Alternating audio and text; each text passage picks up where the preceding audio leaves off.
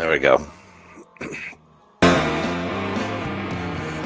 Well, aloha and good morning, everybody. Ben and Woods, 97.3 The Fan. What's new, everybody? It's your old pal Woodsy here, live from Kauai, and wanted to say hello to my co-hosts a long way away. Paulie Reindl, the executive producer of the program. Good morning to you, buddy. Hey, aloha.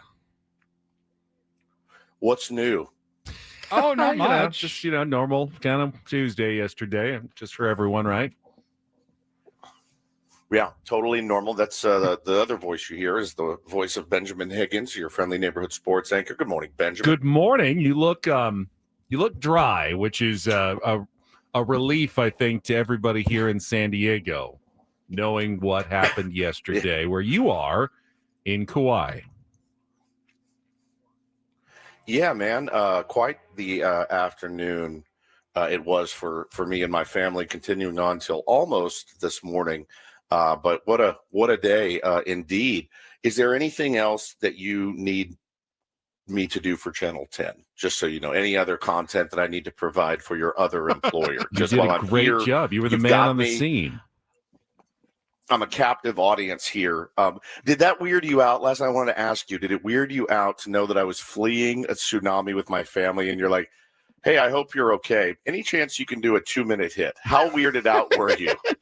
Because that actually happened. I did happen, and I felt certainly a little awkward about asking, but at the same time, you are a newsmaker, and when you're a newsmaker and I'm a journalist, that is part of the job, that you have to ask those awkward questions sometimes. We actually sitting there having a meeting. So yeah, our boss's call, it's about, I don't know what time in San Diego after the tsunami warning. It's like 7:30, 8 o'clock. And we've got this big conference call, and there's like 10, 12 people on it talking about our 11 p.m. coverage. And they asked the question, does anybody know someone who might be over in Kauai, who might be able to be on? And I'm standing there kind of silently for about 30 seconds going, I don't want to ask him because I just don't want to ask him. But everyone knows that I know someone who's in Kauai. And I'm going, yeah, I know someone who's in Kauai right now. I will give him a call and see if he can do a little Zoom for the 11 o'clock news. God, that's funny. I will give you credit. Not only did you complete the Zoom call, you did it so fast that conference call wasn't even over by the time we recorded it. I walked over. You said, yeah, I'm ready to go. Let's do it. I interviewed you. I walked back to the conference call. They said, is he going to do it? I said, he already did. We've already talked about the evacuation and the tsunami in Kauai. It's done. It's ready. We'll have it on the 11 o'clock news. Hang on. Here's a little dude, I mean, it was wild.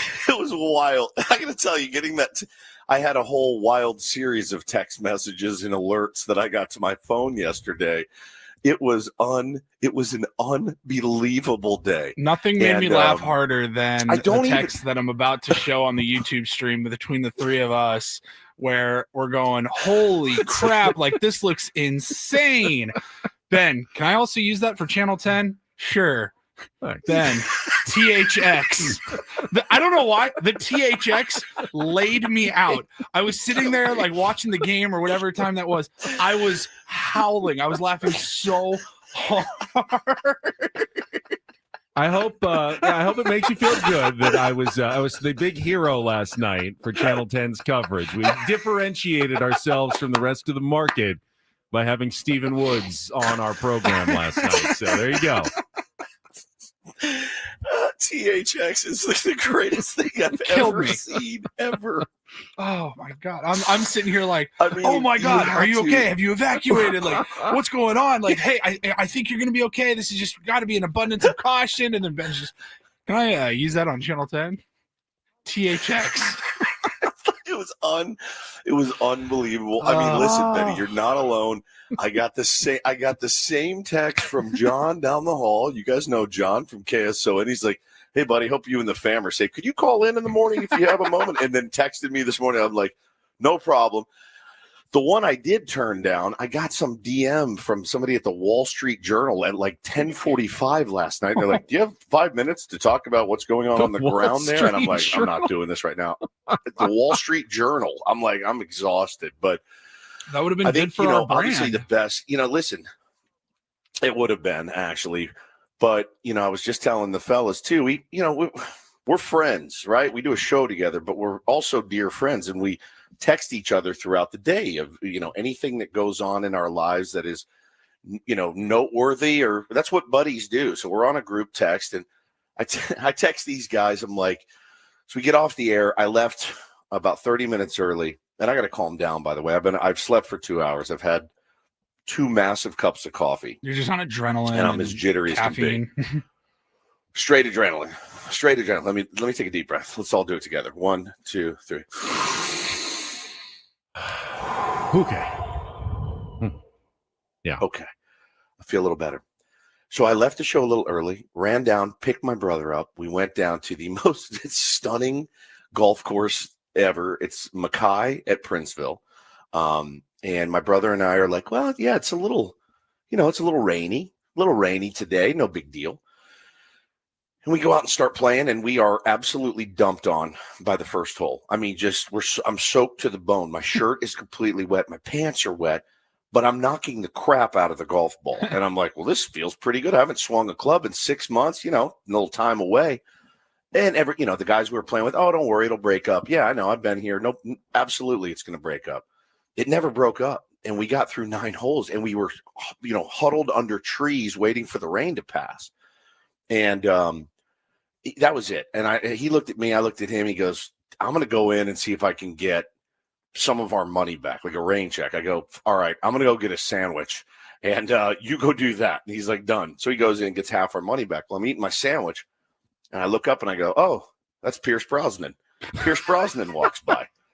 Like Mrs. Doubtfire, James Bond, Pierce Brosnan. The Thomas Crown Affair. James Bond. The Thomas Crown Affair walks by as I'm eating my sandwich. And I thought, that's going to be the most interesting part of my day today. And boy, was I mistaken. And I said hello to him and told him, I'm a big fan. He was just in Mobland. And I said, I'm big fan of your work. He's like, thanks. I mean, listen, it was a little bit intimidating for like a 75-year-old Englishman. So I really thought, this is going to be the coolest part of my day, the most interesting part of my day. Can we stop real quick? Brosnan. Just quick timeout. How does this always happen to you? And by especially the way, on vacation, you're not like in New York City, in Los Angeles, like, where there may be a bunch of stars. You're in Hawaii. You're in Joshua Tree. You're in Big Bear. Like, crazy. It's insane how this always happens to you. Right. Shia LaBeouf. It is pretty nuts. Yeah, that's true. That was in Arrowhead. Which was nuts. But yeah, there was 2 people at a buffet, and one of them was me. The other one was Shia LaBeouf, and I'm standing there going, "Oh, good morning." But so man, I got to tell you guys too. So we go home, and my brother's wife's pretty stoked, and Hannah's pretty stoked that we're home. Probably 2 hours early at least. We load up the kids. We go down to Hunley Bay, which, if you've never been or seen it, the most beautiful setting you could ever imagine to sit at the beach. We walk out, and I actually remarked when we're walking down, of course, lugging Tommy Bahama umbrellas and chairs behind us, like total tourist weirdo slobs. Howleys. And we're going down there, Howleys. And sure enough, man, like I looked at the water and I go, it looks like a pond. There was so still. I mean, there was nothing. It was just as still and blue as could be. I said, this is going to be a great day. We legitimately had one of the best days I can ever remember as a family. I took my nephews down to the pier. We jumped off the pier. I got to tell you about my 14-year-old nephew, remind me, pulling a phone number live and in person in front of me and the family yesterday, which was unbelievable. So we had the most beautiful day. Bo and I holding hands, snorkeling through the bay. Like, he comes into my arms. I'm holding him, and I go, buddy, real quick, look around and take this in. And I said, these are the days when I'm dead and gone. These are the days you are going to remember. And he was like, it was just incredible. It was truly. Did you actually say that? I was going to ask, like not something you should tell those you. Exact you words? said those words on my children's souls. I literally held both. Taylor wouldn't let me hold him because he was a little bit afraid of the water. But I was holding Bo in my arms, and I go, "Take a moment." Something we've been working on with our kids. They may be a little spoiled. So we're talking a lot about gratitude, and I'm holding this, and I go, look around, man. Look around. These are the days when I'm gone, you will remember. When you're here with your family one day, these are the days that you're going to remember for the rest of your life. And sure enough, man, about 10 hours later, we got back after being evacuated from a tsunami warning. It was truly the most insane day I can ever remember. So where were you when the tsunami warning hit? I was sitting in a Tommy Bahama beach chair talking to my father-in-law, and Bo and his cousin were snorkeling with my mother-in-law, and Hannah and my sister-in-law were laying out next to us. And sure enough, man, the entire beach gets an alert on our phones, and right? We're like, what the hell? Somebody's missing, obviously, like an Amber Alert. We look down. I tweeted. It's the one I tweeted at 3:05. It basically said, "Get out of here." Essentially, the lifeguard jumps on and he goes, "Ladies and gentlemen, you've all just received the alert.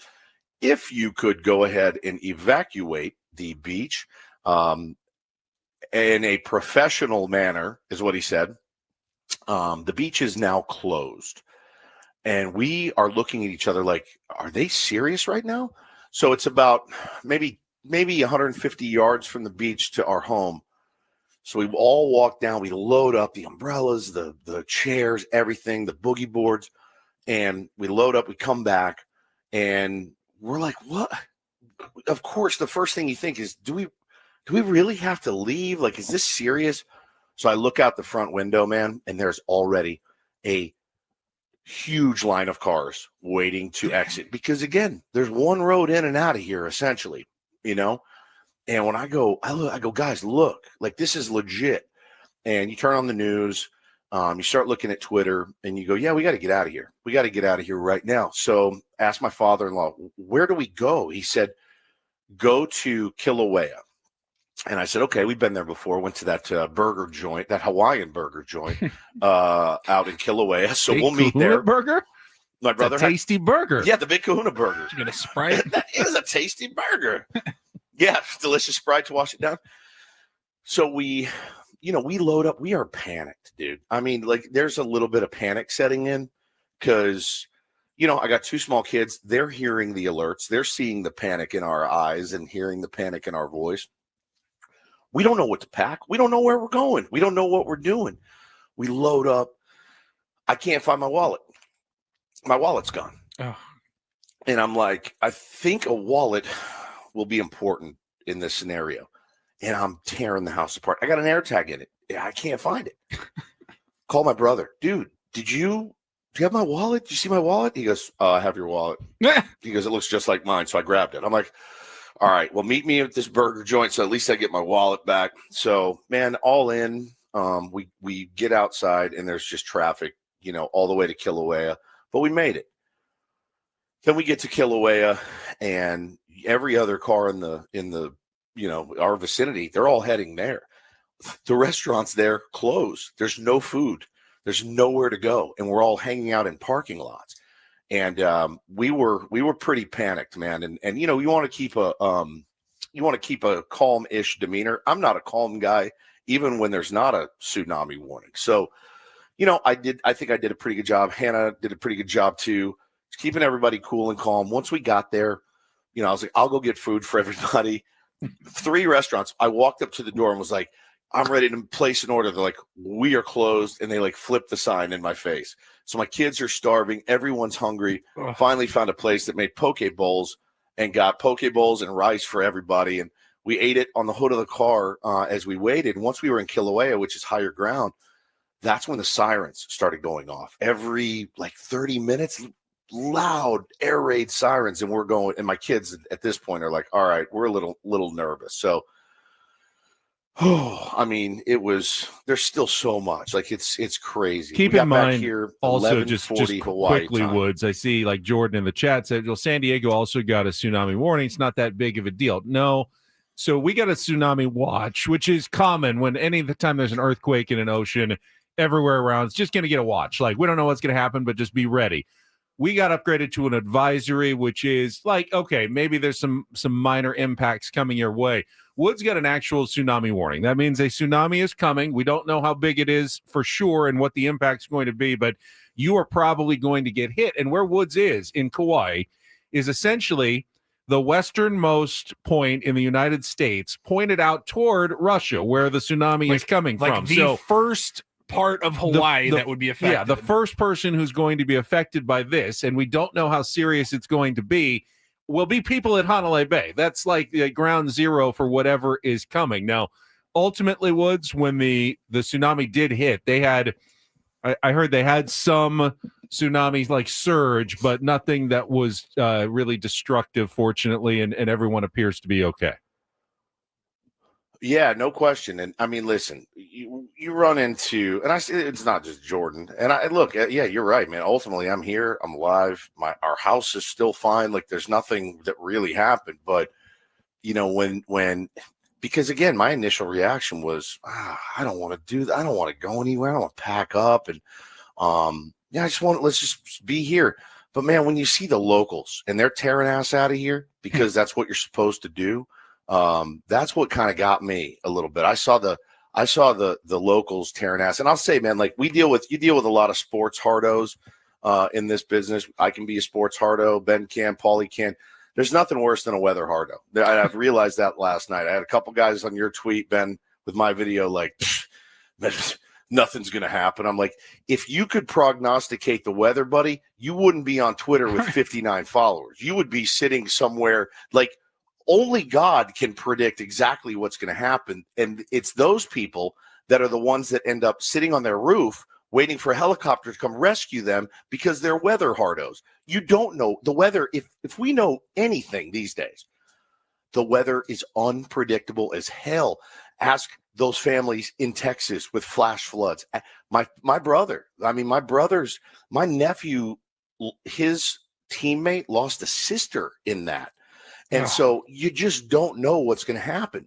Dude, and when you get that notification on your phone, when you get that weather advisory, and it said, I mean, I read the one that you sent us, like your lock screen, the announcement, and it says literally in there, you are in danger.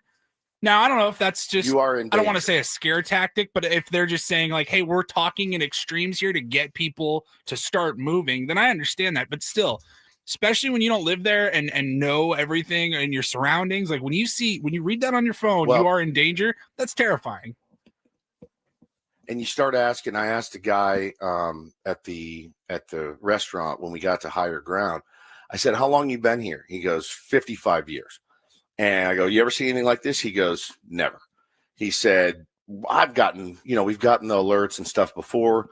We had a kind of rough one, 11 years ago. He goes, but he goes, nothing like this. He said, never. And with as unpredictable as the weather is, when you see the panic in that dude's eyes, and yeah, like I got my little kids there with me, there's no way I'm going to sit here in this house and be like, yeah, ain't nothing going to happen to us. Because again, then I'm on a door floating, waiting for somebody to come rescue me because I didn't evacuate like I was told to do. Yeah, I have no regrets about doing it. It was a nightmare. It was a nightmare of a day, no question, and night. But man, ultimately, yeah, we're safe. Everybody's happy, or everybody's healthy.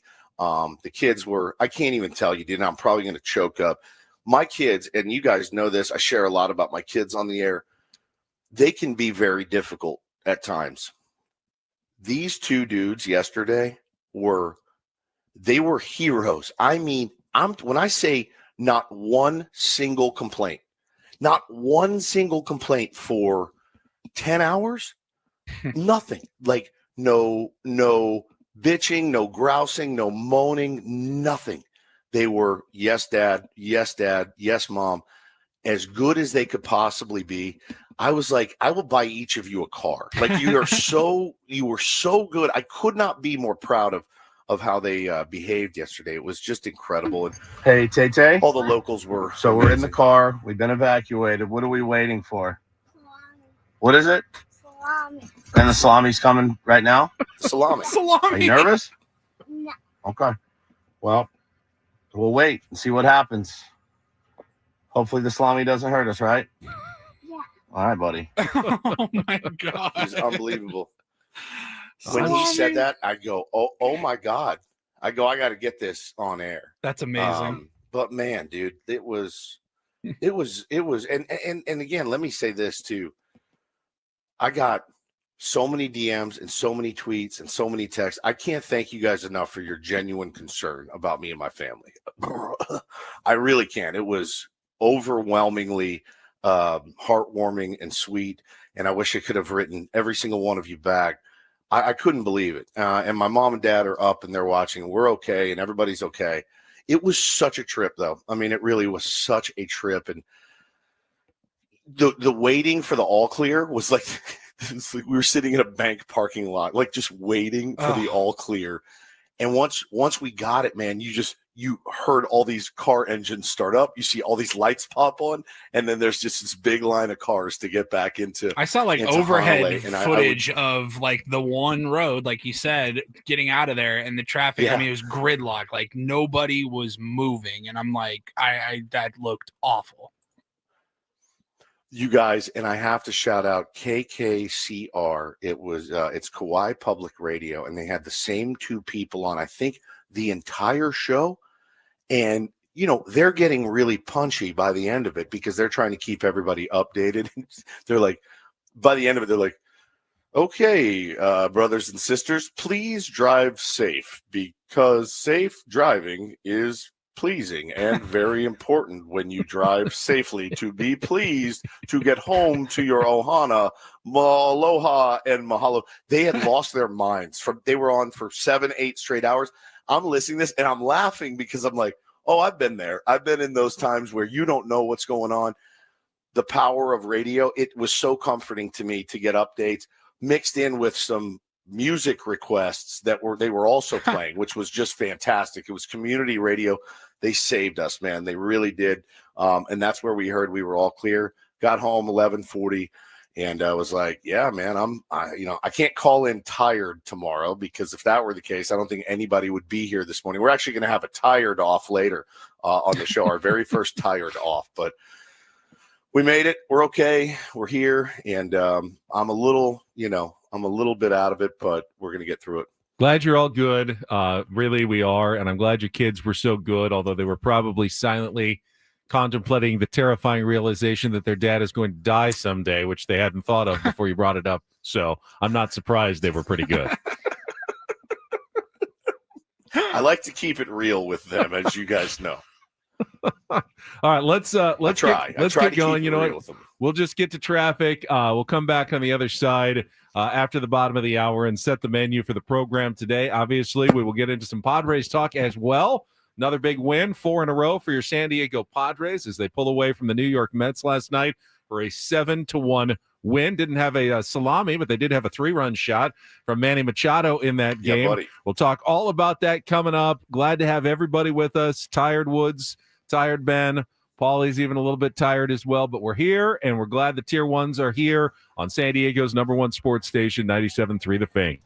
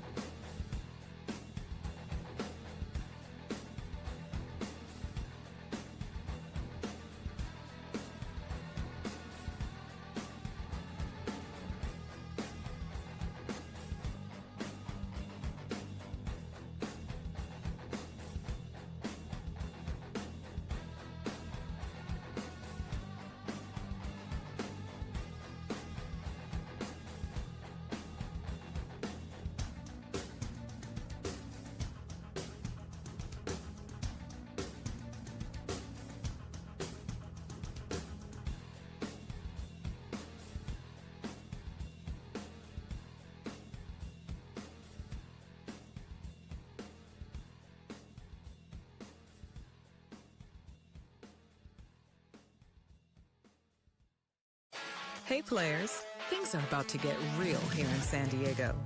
Introducing the all-new Hamul Casino Resort. With a 200-room hotel tower, exciting new eats and drinks, plenty of new places to play, and a luxe spa and salon. Hello, rooftop pool and deck. It's where players can play their hearts out and enjoy all the perks that come with it. It gets real this summer at the all-new Hamul Casino Resort, the players' place.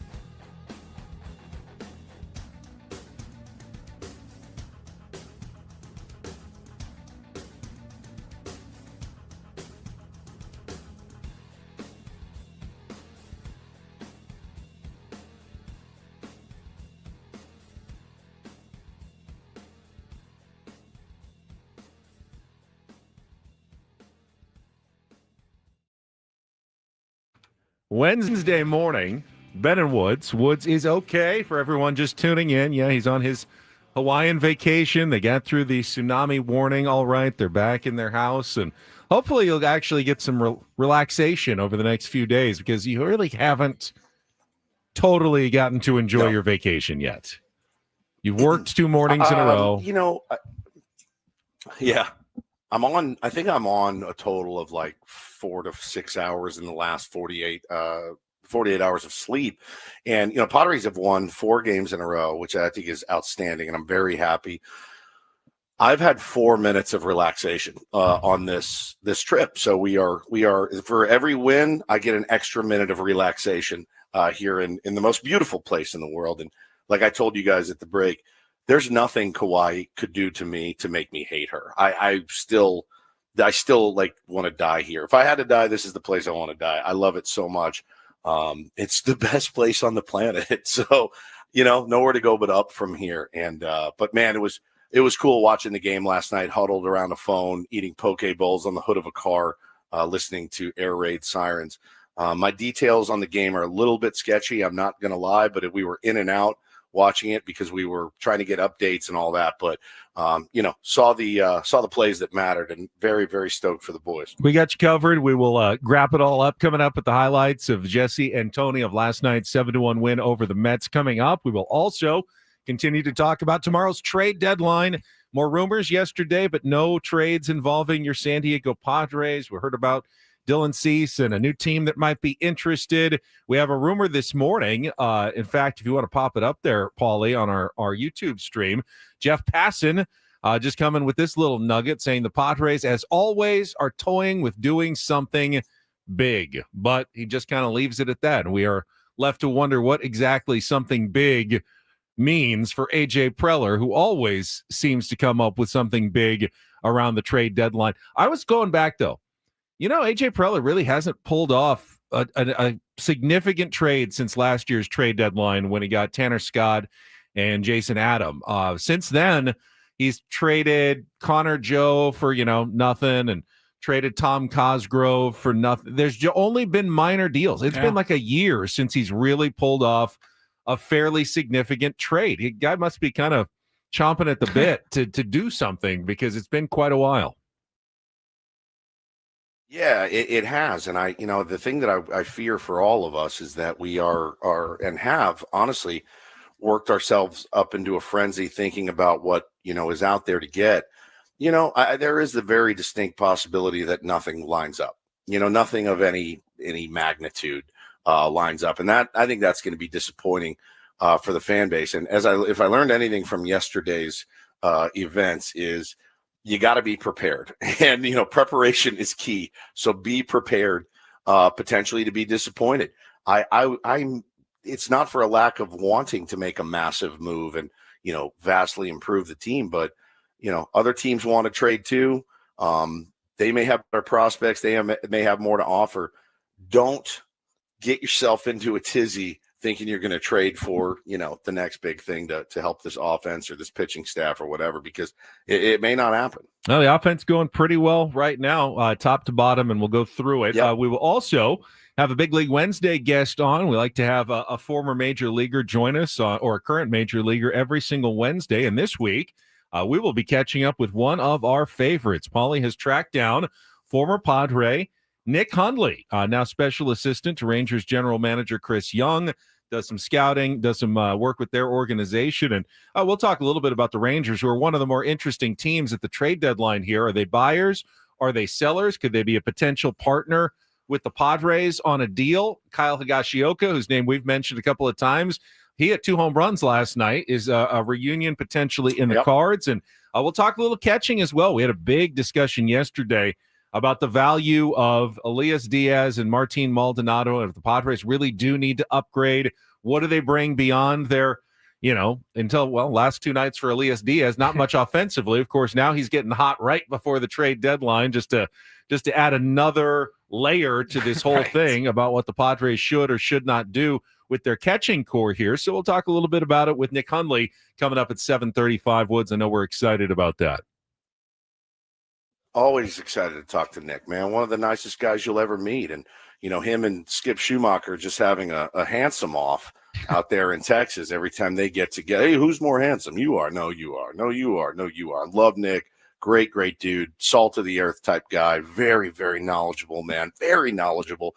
And I want to ask him, about that thing we talked about, hey, man, you're integrating into a new team. Have you ever had to learn a pitching staff on the fly and things like that? I think that stuff is fascinating. I could listen to that all day. It was also it's been a good week, actually, for the Padres in the wild card standings. We'll update you on the rest of baseball in the second half of the program. And we'll have all of our regular features, including Don't Do This, Take on Woods. We'll pay off the incorporator, Jesse, needing to work the Hawaiian slang word Hunley into the broadcast. He did. We'll pay that off for you a little bit later. A Rondell report as well, and a giveaway. And if you were listening in our 9 o'clock hour yesterday, I promised that we would give away those Heart tickets early. So let's do that right now before our Padres wrap up. If you are interested in attending the Heart concert at Pechanga Arena on August 13th, you can call now and win. Fifth caller at 833-288-0973 is going to win 2 tickets to Heart at Pechanga Arena on August 13th, 833-288-0973. Limited tickets remain at AXS.com if you want to get your own, or call now to win. Paulie will take our phone calls while we play our Padres wrap-up highlights of last night's 7-1 win over the New York Mets. We'll break it down right after this check of traffic on 97.3 The Fan. From the 855 Get Ross Traffic Center, protecting San Diego after accidents or injury, here's Kelly Danick. Traffic is sponsored by Islands Restaurants. Couple hazards to watch out for, guys. South 805 at Murray Ridge, stalled pickup truck over to the right shoulder. And North 5 Coastline before the racetrack. We are getting reports of some car parts and other debris in the right lanes. Islands Restaurants, summer refreshment, paradise ambience, and the best burgers in town, like the Big Wave with cheese and fresh cut fries. $10 now for a limited time only. Visit one of our Islands Restaurants throughout Southern California today. Dine in only. And Kelly Danick with Ben and Wood, San Diego's #1 sports station, 97.3 The Fan. I love winning, man. I love winning. You know what I'm saying? It's like better than losing. Miss any of the Padres win yesterday? Ben and Woods didn't. Yeah, absolutely. We've got you covered with all of the highlights. Oh, yes. It's the Padres wrap-up. Brought to you by Hamul Casino Resort. Things are about to get real with the all-new Hamul Casino Resort, with gorgeous rooms and exciting new eats and drinks. It gets real this summer at Hamul Casino Resort, the player's place. I want to go fast, but I want to go slow, and I want to go deep. Pitch, and Merrill swings, lines it towards second. Beatty backs up, can't make the play. Into right field, and an RBI single for Jackson Merrill as Fernando comes in to score. Padres take a 1-0 lead here in the bottom of the first inning. 2-2 to Juan Soto. 51st pitch of the night is hit hard on the ground right side. Diving stop. Cronenworth to his left. Gets up and throws him out. Hang a star, Jake Cronenworth. Taking a hit away from Juan Soto, and one down in the top of the fourth inning. And Marte swings, sends it in the air to center field, not too deep. Merrill is going to give way to Tatis, who cut in front of him. Beatty tags. He will score. Fernando making an executive decision there to cut in front of Merrill at the last moment, presumably because he's got the better arm. But the throw off target, not in time, and the tying run scores as Beatty crosses the plate. It's 1-1. Here's the pitch on the way. Jackson swings, high chopper over Alonso, a fair ball down the right field line. Arise speeding around second, he's at third. Tim Leeper's going to wave him. Marte's got a cannon. The throw home is in front of the dish, and Arise scores all the way from first as Merrill triples in a run on a chopper over the first base bag, and the Padres lead it 2-1. 0-1 pitch. Diaz hits it hard on the ground. Fair up the third baseline. That'll roll all the way into the corner and get at least one run home. Iglesias has scored. Cronenworth is on his way. How about a 2-run double for Elias Diaz? And a 4-1 Padre lead in the seventh. 1-1 to Manny. And Machado laces it in the air to deep left. Nimmo back to watch this one. Gonna go! A 3-run exclamation point home run for Manny Machado. His 20th of the year. And the Padre lead is now 7-1. 1-2 from Matsui. Yuki is ready. Now the pitch on the way. Terren swings, grounds it up the middle. Xander has got it. Throw to first base is low, but handled by Arise, and the ball game is over. Padres use a 5-run seventh inning and more great pitching out of their bullpen to roll to a 7-1 win over the Mets. And tomorrow afternoon, they will take out their brooms and try and sweep this series. You know, we're getting production from the top of the order, but, you know, when the bottom can do what Diaz has done the last couple of nights, Johnson taking good at bats recently. It's really important, Crony, also an unsung hero offensively. He's not going to show up a lot in the box scores, but 2 at bats. It took 23 pitches of Manaea, 77 at the time, and 2 at bats. Nothing to show for it in the box score, but those are big at bats. That counts and starts to drain the battery a little bit, and also shortens the outing. But clearly, it's a big 2-run double by Diaz. Another sellout crowd, another electric atmosphere, and another win for your San Diego Padres, Woods. It was another impressive night. Massively impressive. And I loved Crony getting a shout out there. That is like, again, it doesn't show up in the numbers. It doesn't show up. We talked with Jesse yesterday about, Bryce Johnson getting that hit the other day to get Elias Diaz up in that inning so you can lead off with the top of the order in the next inning. I mean, it's those little things. And look, man, the Padres have absolutely tripped over themselves sometimes doing the little things this season, as every single baseball team does. But as of late, man, it's those little things that start to add up. And Crony up there just grinding out ABs, I thought was just, again, so massive. You don't really get any credit for it, in the stat sheet. And that's the tough part. But just so integral to winning baseball games. Padres offense has started to, as Manny had hinted and Mike Schilt had tried to tell us a couple of weeks ago, even before the All-Star break, he thought it looked like, guys were coming around, taking better at-bats, and he expected the production to follow. Well, now it really has, and the Padres have put together, 4 or 5-run innings just in the last 10 days or so.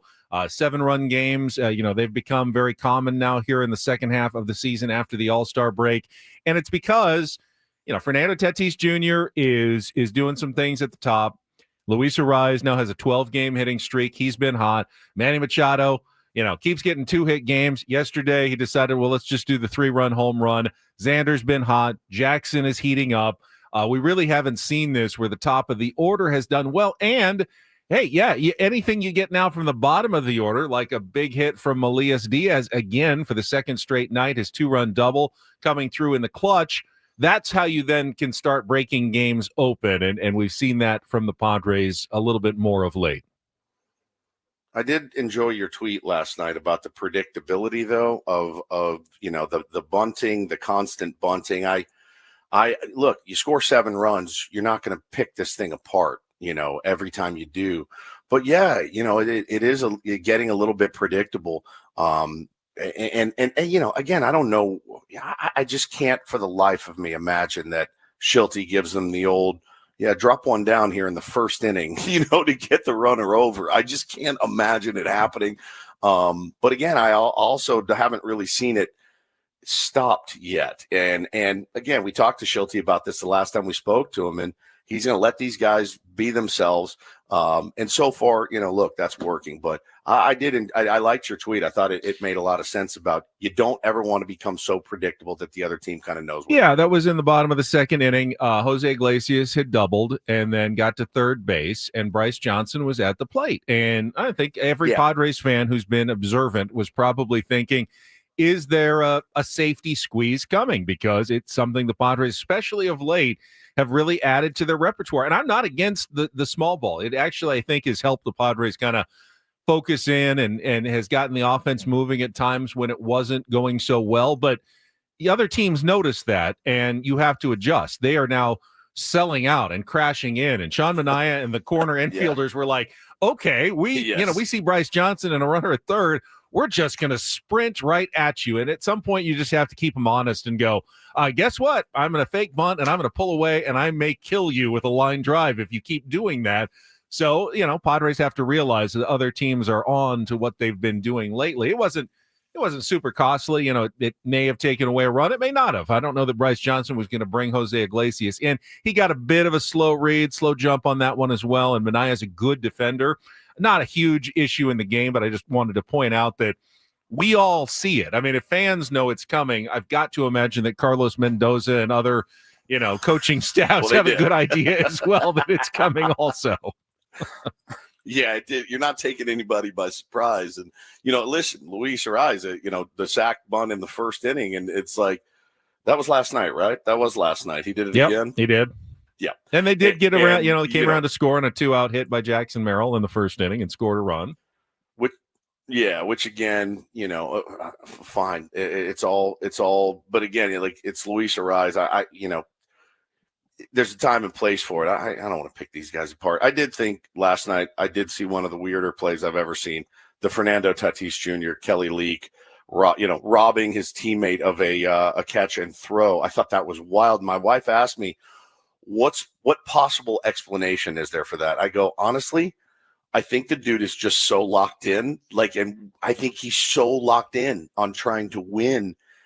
I don't, obviously he's not, doesn't think Jackson Merrill's terrible or I need to go get this. And I just think he's so locked in and fired up. Well, I thought Jesse had it over. absolutely right. And I didn't really have a problem with it. It didn't work out. Jackson Merrill knows as well. Fernando Tatis Jr. has the best arm perhaps you're going to see. And even though he wasn't in as good of a position, I'll take my chances with Fernando pulling off a spectacular play and gunning down the guy at the plate. No offense to Jackson. I'm sure he would admit the same thing. Like if he knew he was coming, he probably would have said, Toddy, I'll clear out. You take this and see if you can gun that guy down at the plate because we've seen him do it so many times. Now, in hindsight, maybe Jackson with better positioning might have actually had the better chance to throw him out. But yeah, I saw people, the Kelly Leak play, just go ahead and just take the play away from all your inferior teammates if you have a chance. I don't think it's arrogance. I think it's logical. You got a great arm. You've got a chance to catch that ball. You go for it.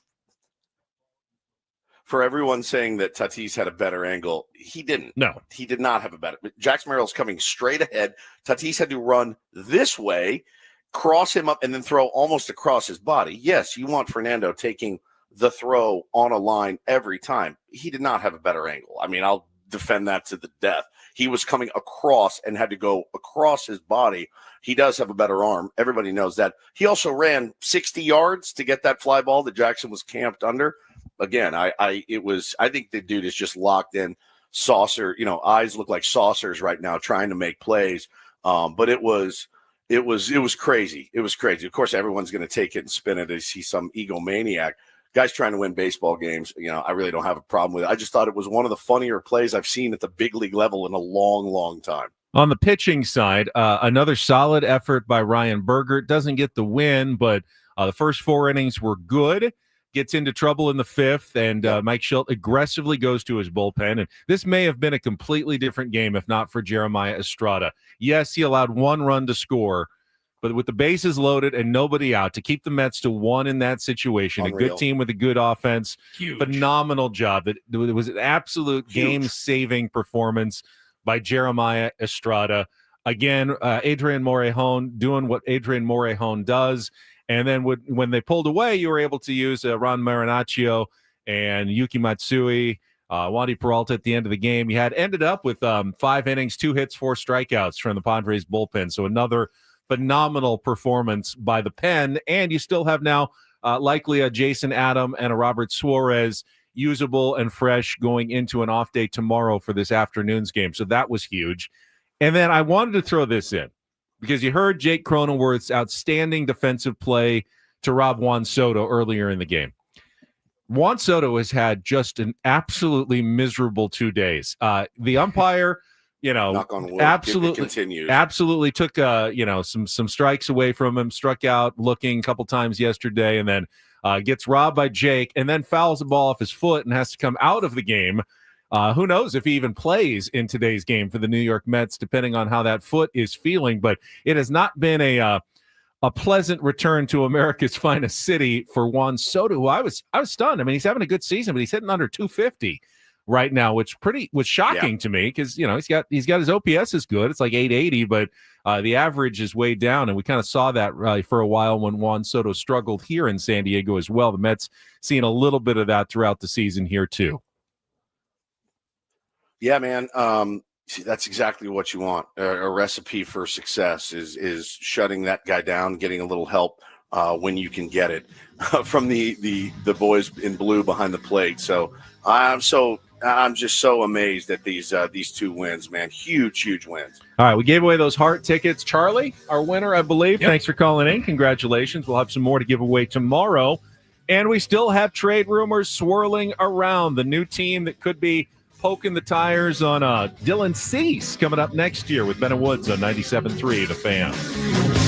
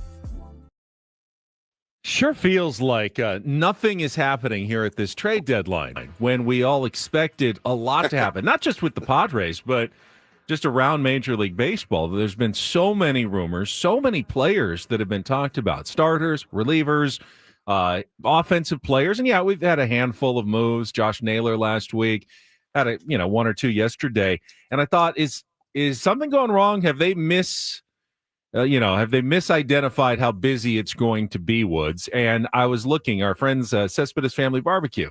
This was kind of a nice little resource that they tweeted out yesterday. It was a chart, and it was the number of trades based on the days leading up to each trade deadline over the last 25 years. Wow. And I thought, okay, this is kind of telling, because if you look like 2 days before the trade deadline, which was yesterday, and you just go year by year, you see, 0, 1, 4, 1, 1 trade, 2 trades, 0, 0, 1, 0, 2.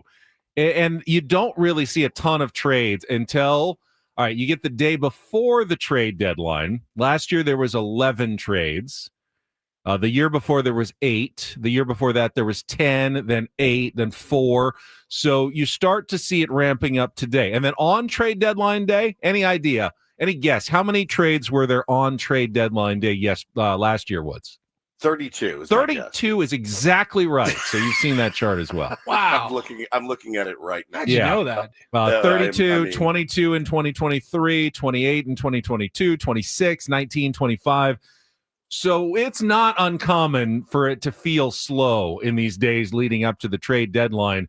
When the floodgates open, when the dam bursts, the trades come really fast. So it's not necessarily something's off, like the market's not shaping up the way GMs are thinking it's going to. This is actually quite normal in the days leading up to the trade deadline, that there's mostly smoke, mostly talk, mostly rumors, but not really a lot of activity until we get to the final 28 to 36 hours before the trade deadline, which is right now where we're finally getting into that period. Yeah, I yesterday when we left to go down to the beach, I my phone was almost dead, and I said, "Man, I am really risking it here by leaving it on the charger." When we got the alert notification of the tsunami warning, it was on Hannah's phone, my father-in-law's, my mother-in-law's. I didn't have my phone with me. I left it here plugged in, and I go, "Am I really gonna go down to the beach and spend a couple of hours at least before the game starts and just not have my phone on me?" So I kept going back and going to Hannah, any updates? Any updates? And she's like, "No, there's no updates. There's nothing happening. Stop coming and asking me about updates." I'm like, all right. And yeah, sure enough, Benny, I think, we've been together as a show for 8 years, 7 years. And we have this conversation every single year. We're like, what the hell's taking so long? What's going on? These guys, they overestimated the market. And no, it's just the way that it typically has been for the last 25 years. So we need to remember that next year when we have this conversation again. One thing I do firmly believe, and we've talked about this before, you often hear the Padres brought up in these trade talk rumors by, Buster Olney, Jeff Passan, Ken Rosenthal. Yep.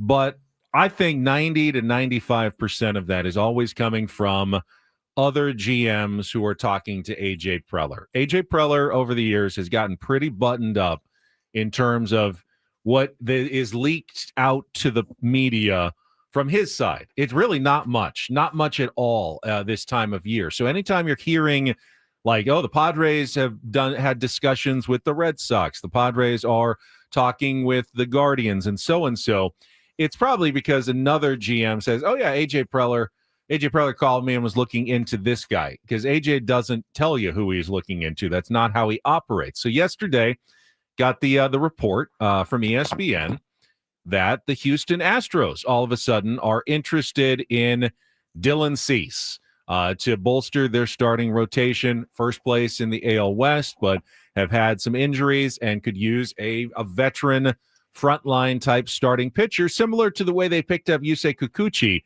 down the stretch last year. And he pitched very well for them down the stretch and earned himself a nice little free agent contract with the Angels in the offseason. And they're thinking perhaps Dylan Cease could do the same thing for them this year in the final 2 months of the season. But my guess is that they're hearing that from the other side of the coin, and not because A.J. Preller saying, oh, yeah, the Astros definitely interested in Dylan Cease right now. But who knows how much truth there is, Woods, to that rumor. I've said it a billion times. I would love to be a fly on the wall, for all those conversations. And, let's not be naive to think that GMs and extensions of GMs don't have people that they can absolutely text and go, oh man, things are cooking over here, right? I don't want to say any names, but we all know who works with AJ Preller. There's a very good chance that somebody could easily reach out and go, hey, we got a little movement here. Feel free to run with that. Source unnamed at this point. You want to get things going. I wonder how much of that, the back channel stuff, the leaking of misinformation. I wonder how much of it goes on. I think we'd all probably be surprised to find out the actual truth of how it all works. Now, could the Padres match up with the Astros on a trade? At least on the surface, I have no idea. It seems somewhat unlikely. If you're looking for a bat to help you right away, well, the Astros are obviously not wanting to give up a lot of their bats. They've had some injuries. They don't have a lot of depth. They do have a couple of upper-level prospects who have made it up to the big leagues in Jacob Melton and Bryce Matthews, but neither seems like they're ready to truly star right now. I mean, they're both hitting in the 200 range, had a couple of home runs. They've had basically just a cup of coffee. Now, they are, I think, the second and third-ranked prospects as well in the Astros system, but I don't know if that helps the Padres right away. And if you're looking for maybe prospects to flip to another team, the Astros minor league system is not highly ranked. It's near the bottom of the barrel. I think I saw, 29th out of 30 teams in one ranking system. So you're not exactly, picking from the cream of the crop if you're trying to get prospects for Dylan Cease that you can trade to another organization. So at least on the surface, it doesn't look like the Astros would be a particularly great trade partner for the Padres if they were looking at Dylan Cease. Man, it's just weird. Every team that's named as a potential landing spot for Dylan Cease, they're all in it. We're in it, and we're very much in it, So again, I think brace yourself for the possibility that Dylan Cease stays, and you squeeze every bit of juice out of the lemon you can get until he walks in free agency, which he most certainly will. Look, if that's the case, great. But, if you're the New York Yankees, you're like, no, we don't want to give you Ben Rice or Austin Wells and another bat for Dylan Cease. We're still in this thing too. And we need that offensive help with Aaron Judge being on the IL, things like that, right? Like I just matching up with another contender in the AL that they're in it. They're going for a World Series too. It's just a weird place to be. The old buyer seller thing is strange. So I don't know. Every day I go back and forth on what to do with Dylan Cease. And I think, Paulie has been pretty steadfast in his, keep Dylan Cease. We need the innings. And I can be convinced. I absolutely can be convinced either way. Is Dylan Cease going to ever turn it around this season?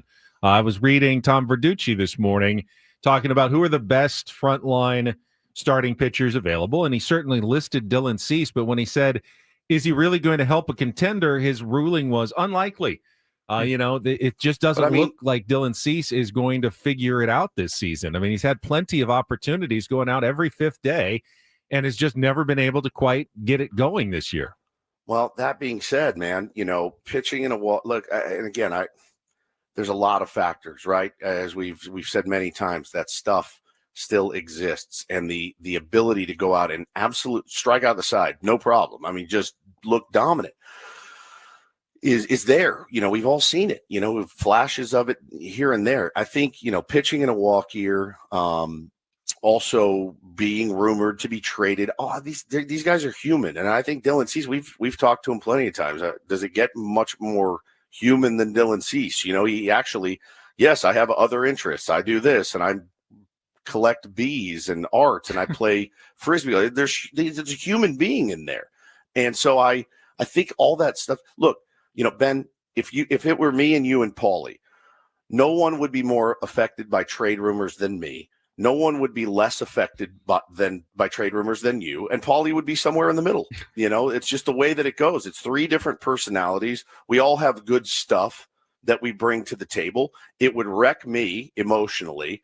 You'd be fine, like the psychopath that you are, and Paulie would be somewhere in the middle, And so I think you have to factor that stuff in as well.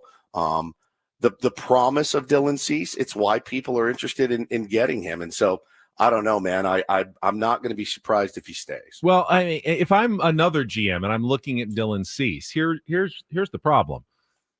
I often will target a pitcher and, think, okay, change of scenery is what he needs.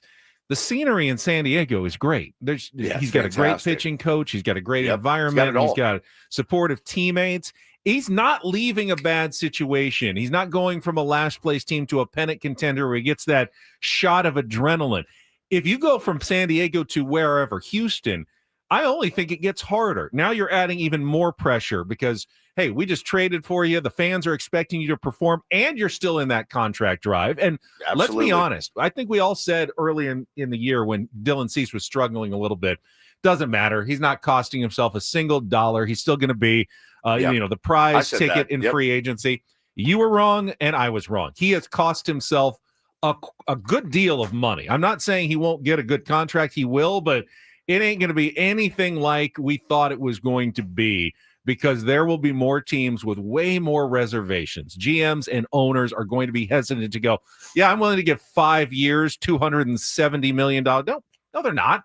They're not going. They're going to look at the performance this year and go, maybe we get some options going in this contract. And, we'll give him some money up front, but we're not going to give him a ton of back end money. Or if he has cost himself money this year, no doubt about it.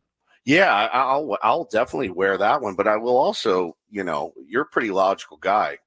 Season ain't over yet. True. There's still time. I mean, there is absolutely still time. And I think all of us, Padre fans, I think we would all be happy to have a big egg smashed right on our forehead, the yolk and whatever the other stuff, the egg white running down your face. We'd all be elated with egg on our face because Dylan Cease absolutely flipped it and goes out and starts to shove. It's not out of the realm of possibility. It's not. It's just not. We have seen it, flashes of it. His performance against the Dodgers, we're all going to go back to. He was ungodly good. It's there. It's in there. How do you get it? How do you overcome the clearly mental hurdles that he has when he pitches sometimes? The 1 inning meltdown. How do you get through that? If he figures that out, Ben, whether he does it for the Boston Red Sox or the New York Yankees or the what's the team you just mentioned? I'm losing my Astros. mind. The Astros or the San Diego Padres. It could absolutely happen. It absolutely could happen. Not saying it will, but I'm saying it could. I'd love to be making a 3-egg Dylan Cease, Xander Bogaerts, Elias Diaz omelet at the end of the season from guys that we've kind of written off as going to be productive for the San Diego Padres. Xander's already turned it around. Maybe Dylan Cease. I mean, he's more likely to turn it around than I think Xander was a month and a half ago. And Xander, we talked about it yesterday, has not only been good, he's been one of the best players in the National League for the last month and a half. He really has. He's been great. And, the defense was there all year. And, same with Tatis when he slumped, same with Merrill when he slumped. So these guys none of these guys really have gone into a full tailspin other than maybe Dylan from our perspective. But man, I listen, you don't hear it much on sports radio.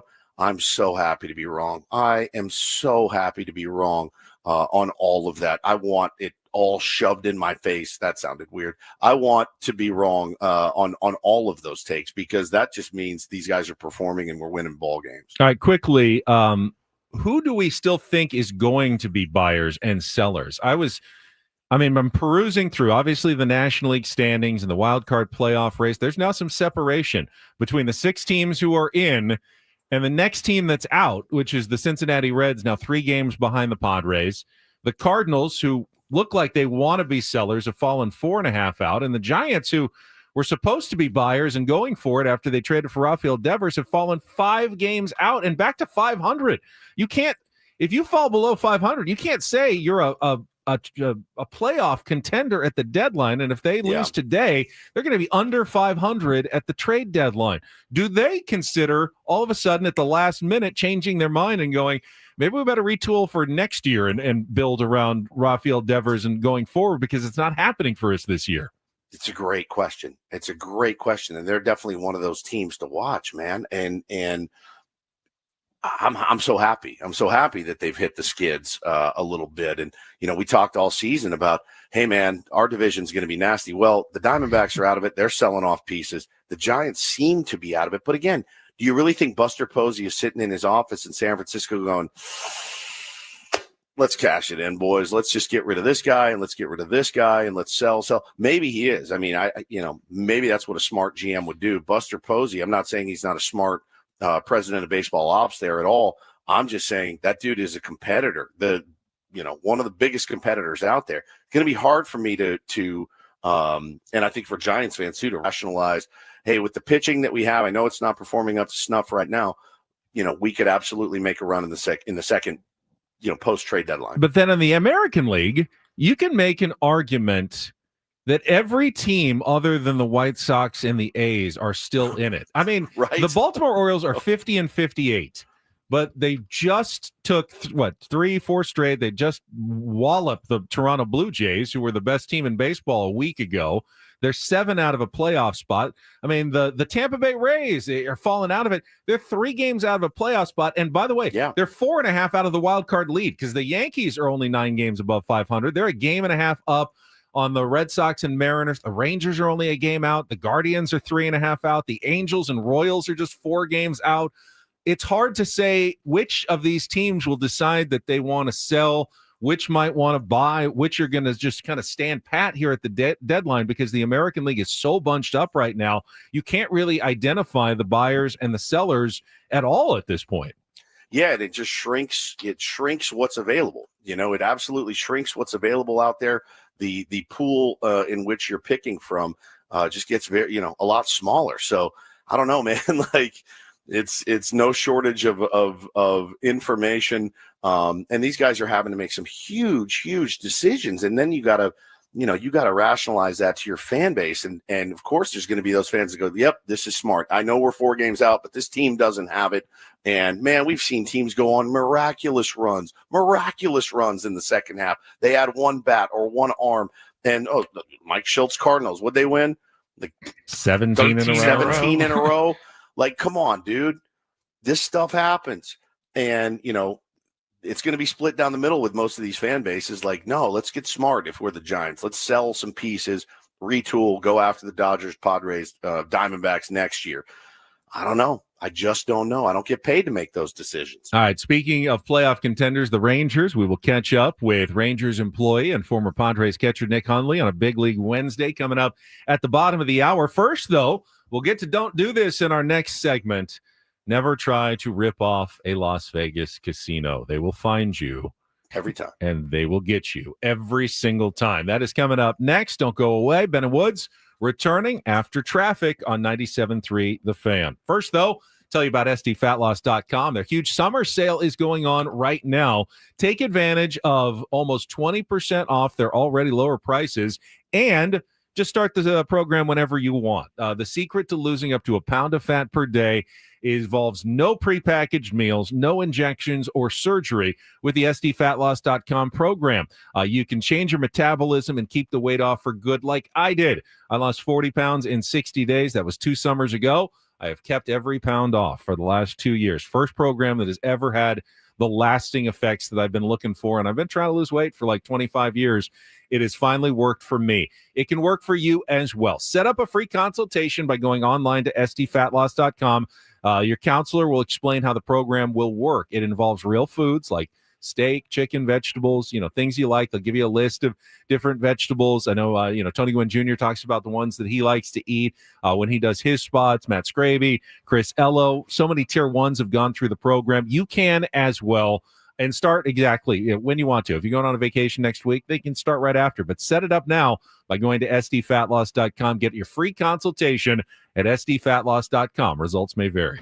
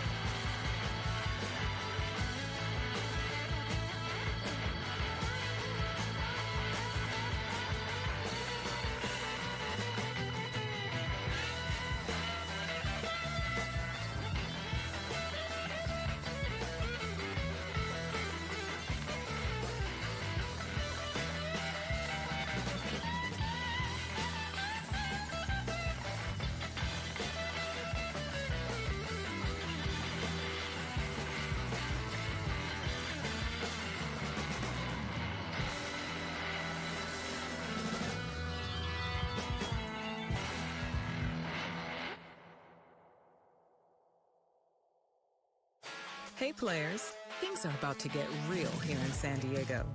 Introducing the all-new Hamul Casino Resort.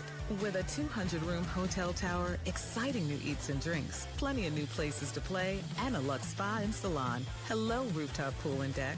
It's where players can play their hearts out and enjoy all the perks that come with it. It gets real this summer at the all-new Hamul Casino Resort, the players' place.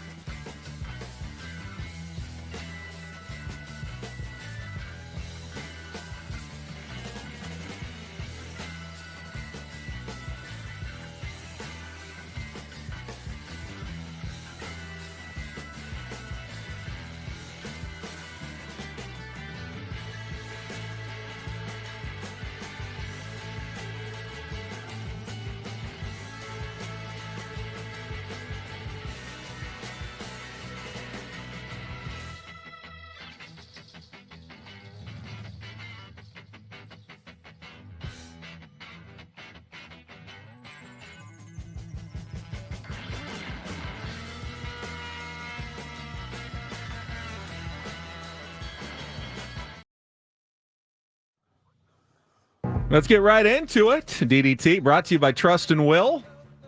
Don't. Leave your entire estate, house, kids, and life savings up to chance if and when you die.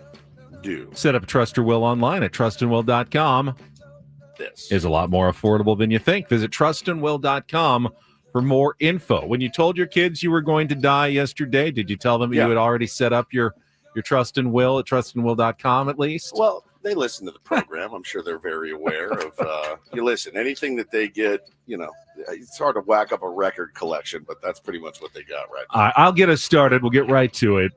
Do not try to take money from a Las Vegas casino. They will get you every time. Former NBA player Marcus Morris, one of the Morris twins with Markieff Morris, has some legal woes stemming from allegations that he stole over $250,000 from two prominent Las Vegas casinos, according to TMZ. Now, this isn't a Ocean's 11 style heist. He apparently allegedly wrote bad checks to get markers like, hey, I'll write you a check for $115, give me the cash, and then I'll pay you back, sort of thing. Did not pay them back. So, of course, they get you, they find you. And he was in Florida when he was arrested, and he is awaiting behind bars in Fort Lauderdale, Hollywood, Florida. He was at the airport, actually, when they caught up to him. His agent and his brother say, hey, this is a misunderstanding. Yeah, he had a marker out. He's going to pay it back, but he was not trying to defraud the casinos in any way. You owe them money. They are going to collect their money one way or another, Woods. I am just trying to wrap my head around how bad it's gotten to where you have to go to your car and get your checkbook, which I don't even have. I do not own a checkbook. And if you asked me to write you a check, gun to my head, I'd be a dead man. I have no checkbook. So okay, hang on. I just need to go to the bank. I'll be back in 20 minutes. Please don't I'll be right back.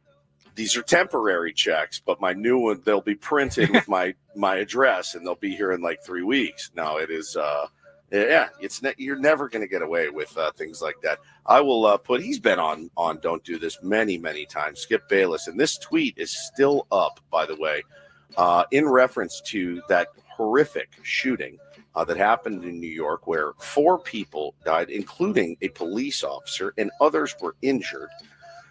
Skip Bayless goes to Twitter, and it's still up there, which means he kind of meant to send it. He tweeted this 23 hours ago.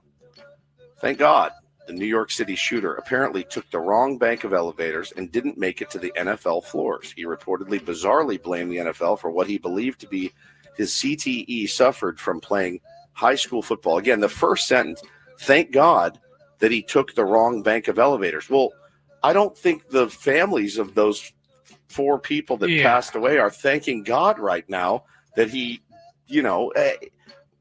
I don't understand his sentiment. Like 4 people died in this. There's no winner in this scenario, Skip. And yeah, it's still up, and he's getting a pretty good amount of grief. But when you have no self-awareness, like it doesn't matter. So it's a weird. Obviously, the guy was not mentally well, whether it's Correct. CTE or other reasons. No one seems to know why he was targeting the NFL. It's not like he played in the NFL. The NFL Correct. doesn't. If you weren't in the NFL doesn't cause CTE. Now, maybe his high school playing days did. We may not ever know. Do you think, though, and I was speculating about this at work yesterday, was he like trying to find Roger Goodell? Was that like his? I wonder if that was his plan, or it's a crazy story. Idea. It's crazy, but again, 4 people lost their lives, and again, I don't think their families are like, "Whew, glad it was our guys and not those NFL executives." So Skip Bayless, kind of a tone-deaf tweet there. All right, usual. Finally, on a much, much lighter note, a little do this. DD mega do-do. Yeah, as we talked about, the MLB trade deadline comes with some stressful moments for baseball players as they wonder if they are about to have to pick up their lives. So a few of them can have fun with it, including Yohan Duran, closer for the Minnesota Twins, who was in the game yesterday and in the bullpen, and all of a sudden gets up and starts hugging a teammate, and they catch it on camera. So everyone thinks, as hug watch is a real thing. Like, hey, was he just informed that he has been traded and he's got to go to his locker and pack things up and head out? No, turns out it was maybe just having a little bit of fun with everybody. As Jeff Passan tweeted, Yohan Duran has not been traded. He was just hugging his bullpen catcher because that's what friends do sometimes. That's right. I told you, Ben. Friends hug. They do. They absolutely do. Now, there was a trade yesterday. Sir Anthony Dominguez went from the Orioles to the Blue Jays, which was interesting because they were playing a doubleheader. And Sir Anthony Dominguez got traded in the middle of the doubleheader, so went from one clubhouse to the other and then pitched against the team that he was on in the morning in the afternoon in the second game of the doubleheader, which is pretty crazy. It is the weirdest. It's got to be the weirdest thing ever. Walking back, I was like, all right, I'm on your guys. I was just with these guys. We were playing cards this morning before the game, and now I'm pitching against them. Such is the nature of the beast. As a big it's like your adult player. league baseball. We're short a pitcher. Can you loan us one for the day or something just so we can get through this game? Crazy. Just crazy. So, that's your big move yesterday, Sir Anthony Dominguez. And that is don't and do this for a Wednesday. That was Don't Do This with Ben and Woods on 97.3 The Fan. And it's a big league Wednesday. When we come back, Texas Rangers special assistant and former Padres catcher Nick Hunley is going to chat with us. Looking forward to that coming up after this on San Diego's #1 sports station, 97.3 The Fan. And by this, I mean you, Woods. Thank you, my friend. Well, about to be talking to a former big league catcher who has probably been banged up in his career, the knees, the back. I mean, listen, you're feeling that way this morning. You got out of bed. You weren't a big league catcher, right? Your knees and back screaming at you. You can barely walk up the stairs. Listen, we all think, oh, it's probably just going to go away. I'll tough it out. Nothing changes, right? Time to call, schedule that free consultation with the medical professionals at QC Kinetics. Thousands of patients, including myself, who will tell you they wish they would have done it sooner. They turned their lives around with QC Kinetics, regenerative treatments that work with your body to help restore and repair damaged joint tissue. Natural cellular therapies, no scalpels, no pills, long-term relief, and no dreaded recovery time. Listen, go in, get the free consultation. At the very least, you learn something new. The best case, you get your life back. You start doing the things that you love to do. Swimming, surfing, biking, running, baseball, golf, all of it. That's what life's all about, doing things that give you pleasure. Grab the phone right now. Give them a call today. Locations in Hillcrest and Torrey Hills. 619-614-PAIN. 619-614-PAIN. They are QC Kinetics, and they are fantastic. 619-614-PAIN.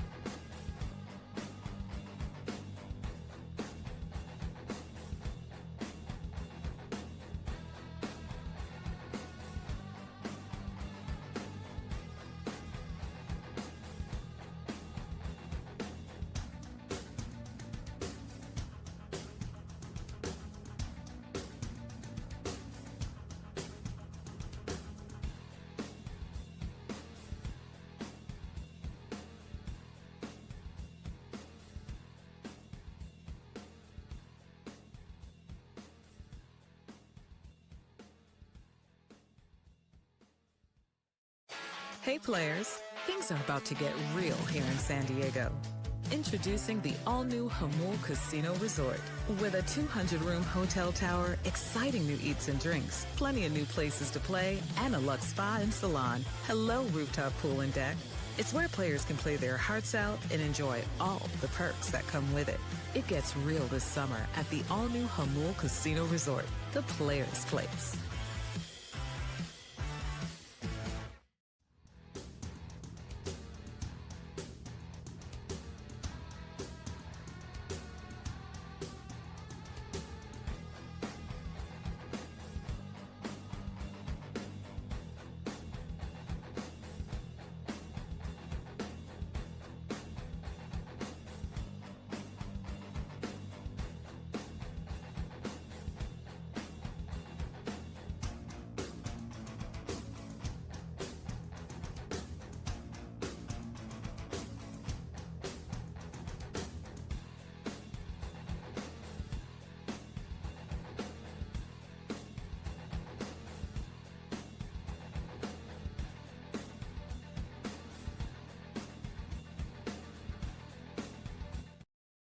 Got to say, Paula, you are killing it.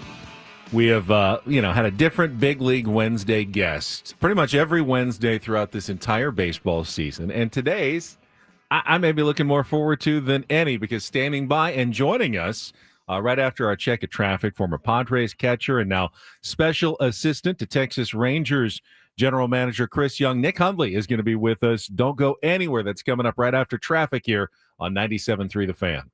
From the 855 Get Ross Traffic Center, protecting San Diego after accidents or injury, here's Kelly Danick. Guys, a couple of problems in the North County. One is this crash involving a car and a motorcycle westbound 76 at Mission Road, not showing if lanes are blocked. And apparently a suspicious package was found at one of the gates at Camp Pendleton, so gates are blocked under the base at this time. And you can find some traffic control in place, both north and southbound 5 at the Harbor Drive and Vandergrift exits. I'm Kelly Danick with Ben and Wood, San Diego's #1 sports station, 97.3 The Fan. We've talked a lot this week about being a big league catcher, even though none of us really has any idea what it means to be a big league catcher. So we thought, why don't we get someone who does know what it means to be a big league catcher on? And joining us right now is former Padre Nick Hunley, now with the Texas Rangers. Nick, it is always great to have you back on here in San Diego. Good morning. Morning, guys. What's going on? Good to talk with you. None of us were big league catchers, Nick. You've seen us all. I mean, we all have the build and, the mental fortitude to get back behind the dish and catch 96-mile-an-hour sliders these days, right? Like, what a gig that is behind the dish at a big league game, my friend. Well, that's why I wanted to draft you first overall. Catching is the most important position. So in the fantasy league, I needed you on my team, but I didn't have the first pick, so it didn't work. That's fair. It's fair enough. We have been, the Padres catching core, much maligned this year, by the fan base, have come up pretty big lately, honestly. And Mike Schilt really loves these guys, and that relationship between a manager and his catcher, it feels different with certain managers maybe than others, and maybe all of them to a man. Like the catcher, the manager, and the pitching staff, it's just such an important relationship.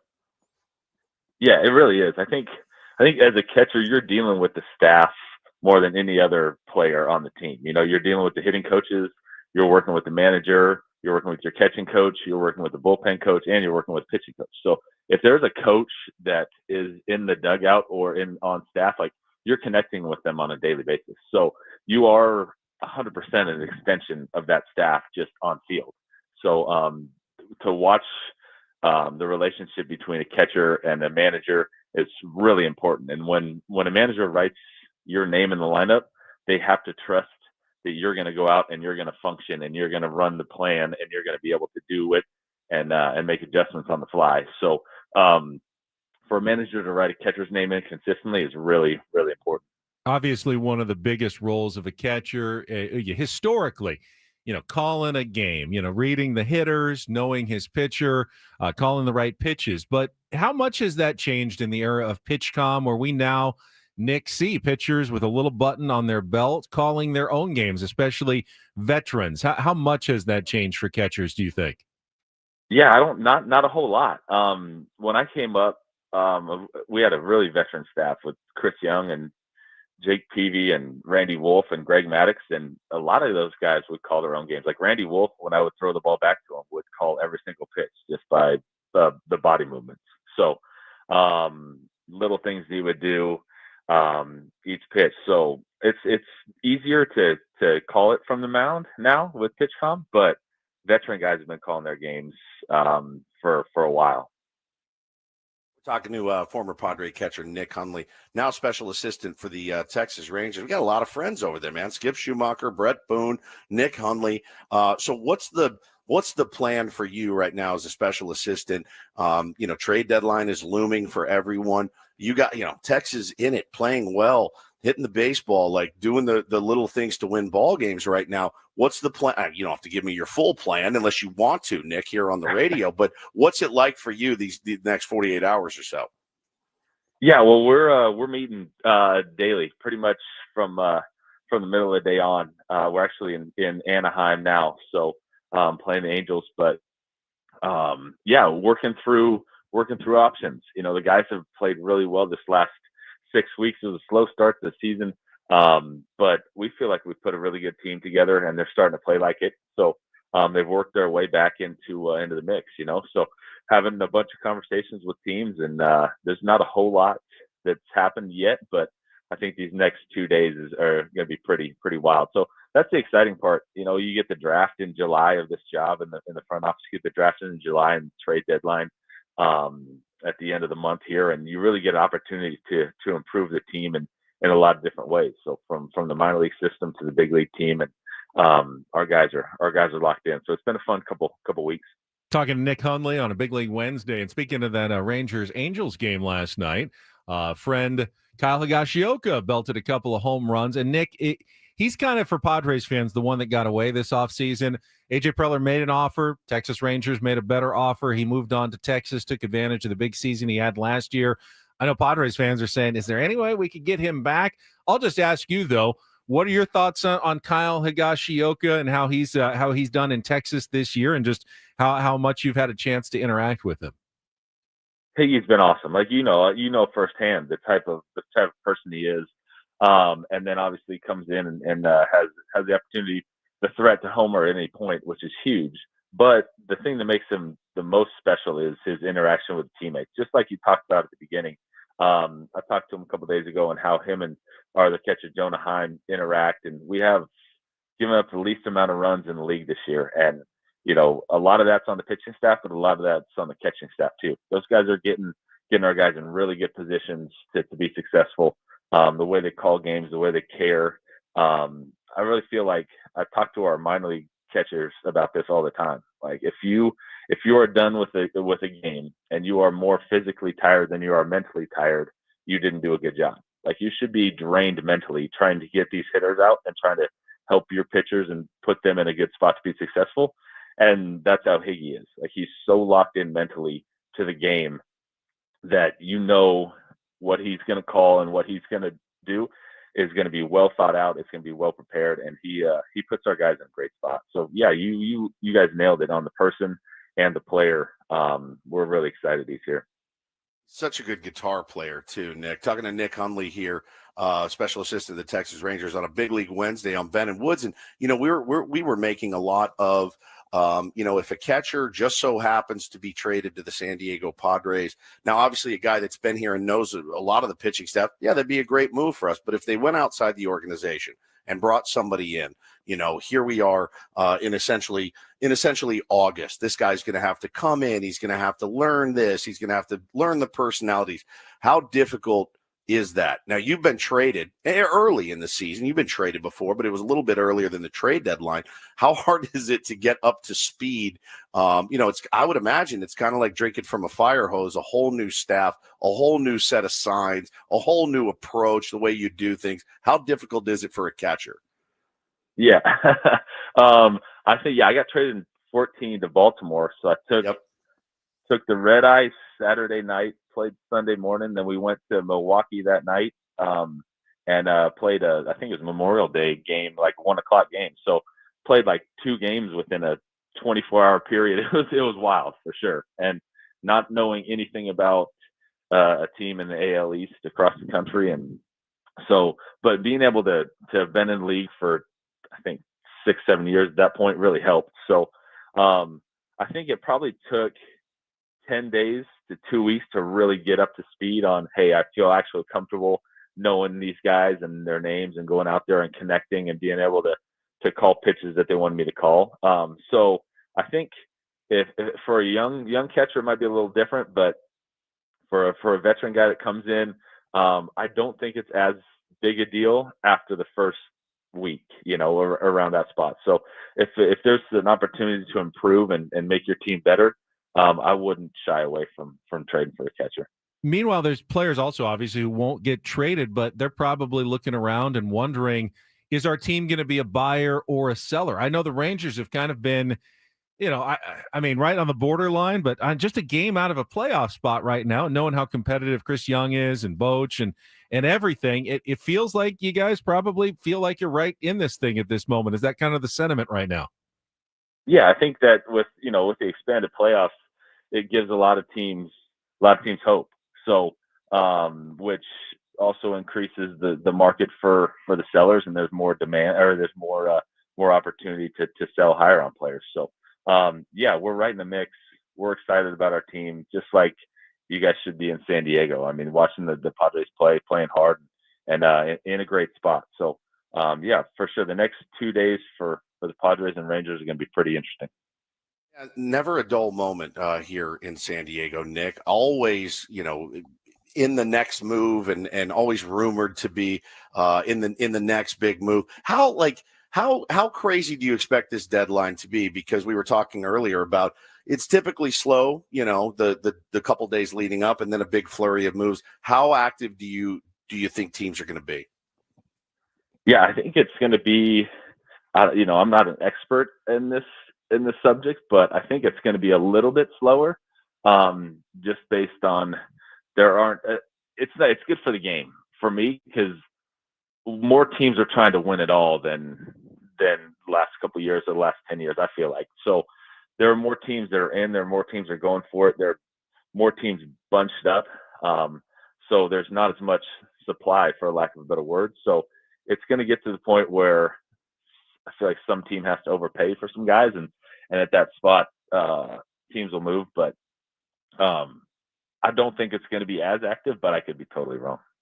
I've got just one more thing, Nick, and it's because I've been thinking about it since you said it early in the interview.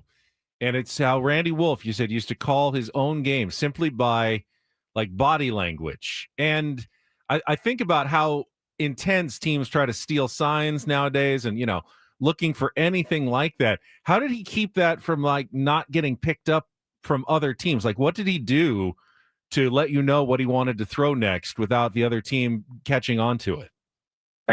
Yeah, well, there wasn't these edge cameras behind home plate and high speed cameras just checking every move and Kinetrex data and all that stuff. So you can have a little bit more privacy out there. But yeah, little things like if I threw it back and his mouth was a little bit open, it'd mean something. Or if he would turn with the step with the right foot first as he turned, or step with the left foot first. Just little things with your nose. It's got to be locked in. I would have a hard time picking it up sometimes, and I know it was coming. So it was probably pretty tough for the teams. And then obviously if we're playing a team that he knows or had catcher had caught with him before, he'd switch it up. There's different ways to do it. So always switching it up. But that's the best thing now about PitchCom is, as a catcher, you don't have to worry about switching your signs up every inning or every half inning, or working through all this stuff. It's such took a toll mentally towards the end when you knew so many teams had cameras on you, and you really had to work to go. And then you'd have young guys come up and kind of look at you like, hey, is that what you called? And you're looking out there like, hey, you're throwing 100. I would really like for you to know what sign I put down. And they come set, and you're like, gosh, I hope he knows not to throw a fastball right here. I hope he knows that I called a slider. And then you get a fastball at 99. You're like, oh, hopefully you don't get hit in the face. So, yeah, I'm really excited about the PitchCom. That is fascinating. It's fascinating. Greg Maddux used to do the same type of stuff, and I just listen. If it's me and I'm the catcher, and Randy Wolf's like, "All right, if I step with my right foot, it's a fastball," I would say, "Buddy, I'm going to throw a 1 down for a fastball. Let's go second sign with a runner on second. Let's not make this really complicated gig harder than it has to be. I can't be watching your feet and your mouth being open. It would make me insane." Did you ever want to strangle these guys a little bit? Well, I wanted to play in San Diego and not El Paso, so that's fair. Okay, yeah, whatever they need. Yeah, I can get on board with that. When you're a rookie and you got guys with 10, 15 years in the league, wanted to make sure that you were on the same page with them. There was times where man, I gotta grind, but at the same time, this is more of a servant position than anything as a catcher. So you can tell him that, but you got to go catch in El Paso tomorrow. Yeah, fair enough. Nick, we really appreciate it. I know you got a meeting coming up, probably discussing whatever AJ Preller is calling Chris Young about in the next few minutes. So we really want to thank you for your time. It's always great catching up with you. Hey, I'll pop out for you guys anytime, man. Thank you. Thanks Nick so Hunley much, on a Big League Wednesday. What a great guest. Always fun chatting with Nick Hunley. You'd realize it in your mind, but then when he said, and then you play a team that has a catcher who was on your team last year, so he knows everything that you do, so you have to change everything for that day because, well, he's going to know exactly what we're doing because he just talked to Randy Wolf 3 months ago. It's the levels of detail that they have to go through, as he said, mentally exhausting every single day. Just to have that small edge over the other team that you need when you're playing at such a high level, Woods. I just can't even imagine it. And I always go back to the story of Tim Flannery talking about, the complicated signs, and everyone thought they had his signs. And sometimes he would just walk towards a guy if he wanted him to do something. And if he walked away from him, that meant something else. That's how, it gets really crazy and it gets nuts, and they'd have all these different sequences. Sometimes it was, if I walk towards you, bunt. If I walk away from you, hit and run, whatever it may be. It is truly amazing to hear Randy Wolf would open his mouth a little bit if he wanted to throw a slider. I have to watch your mouth through my mask back here, sweating, catching, blocking. Then I got to go hit. I mean, it would make me insane. All right. Yeah, we'll do that. That sounds awesome, man. It's crazy. Not surprised that he was a big fan of PitchCom being developed. 100%. Let's just push a button. That's a lot easier than looking Randy, for we're going to use this thing from now on. Subtle hand signals and mouth open gestures. All right, we're going to come back. We still have 2 hours to go. There actually was some chaos at Snapdragon Stadium last night. Haven't gotten into that yet. More baseball talk on the way as well. Ben and Woods here on 97.3 The Fan. Don't go away.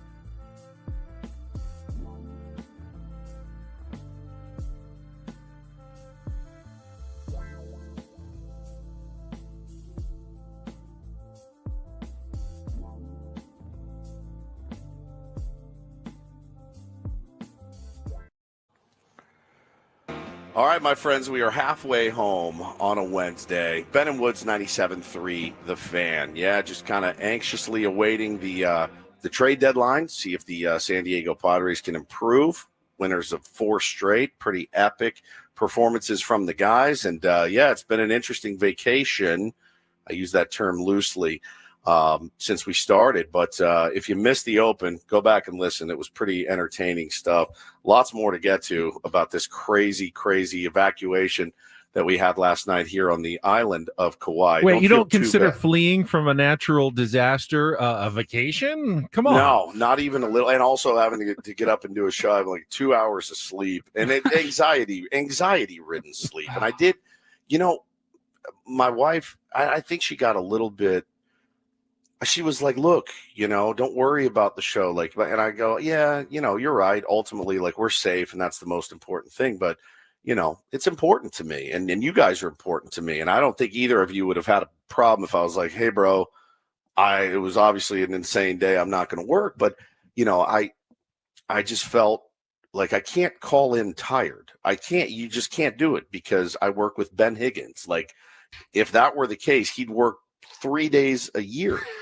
So tired for the 700th straight day. Yeah. I got up this morning and I jumped in the shower, which was clutch. I had the coffee, I had a bagel, and I had 2 cups of coffee. I'm hitting the wall a little bit, but listen, the rest of my day is going to be watching the Padres. I'm going back, I'm sure, down to Hunley Bay. So don't feel too bad for me. Everybody's safe and happy. Any idea how your you said your 14-year-old nephew, any idea how he slept last night? Probably pretty good, man. That was one of the wildest things I've seen.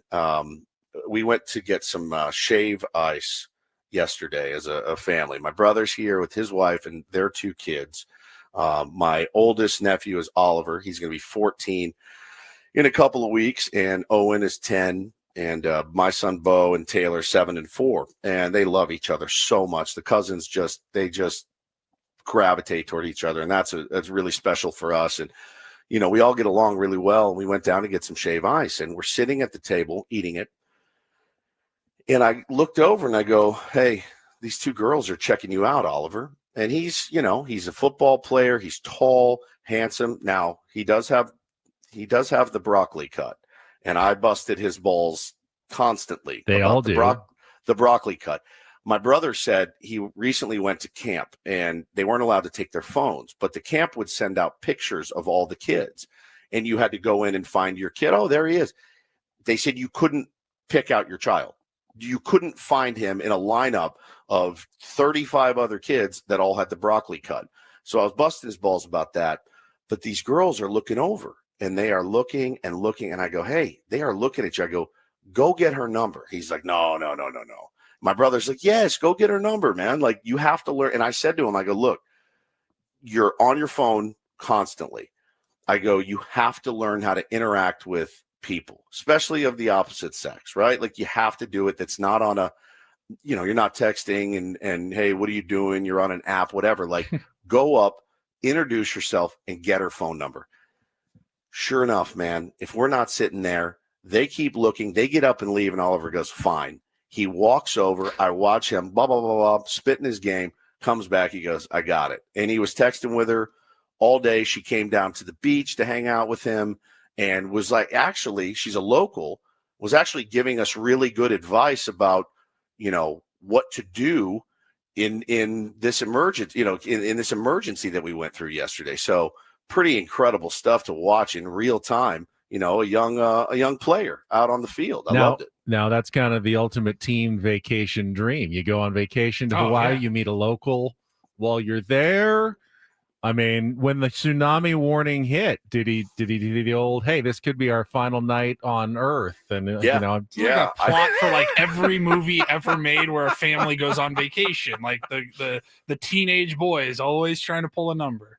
It was incredible. And, my brother and I, when we were younger, we both have done pretty well for ourselves in that regard. And so, it was like really cool to see. And I got no business being with the woman that married me, none whatsoever. And if I didn't have a little bit of game, I wouldn't be with her. There's no question. So, and it was really, really cool to see. And again, mostly because that generation, I mean, I'm on my phone all the time. I'm a 50-year-old man. I don't have much time left.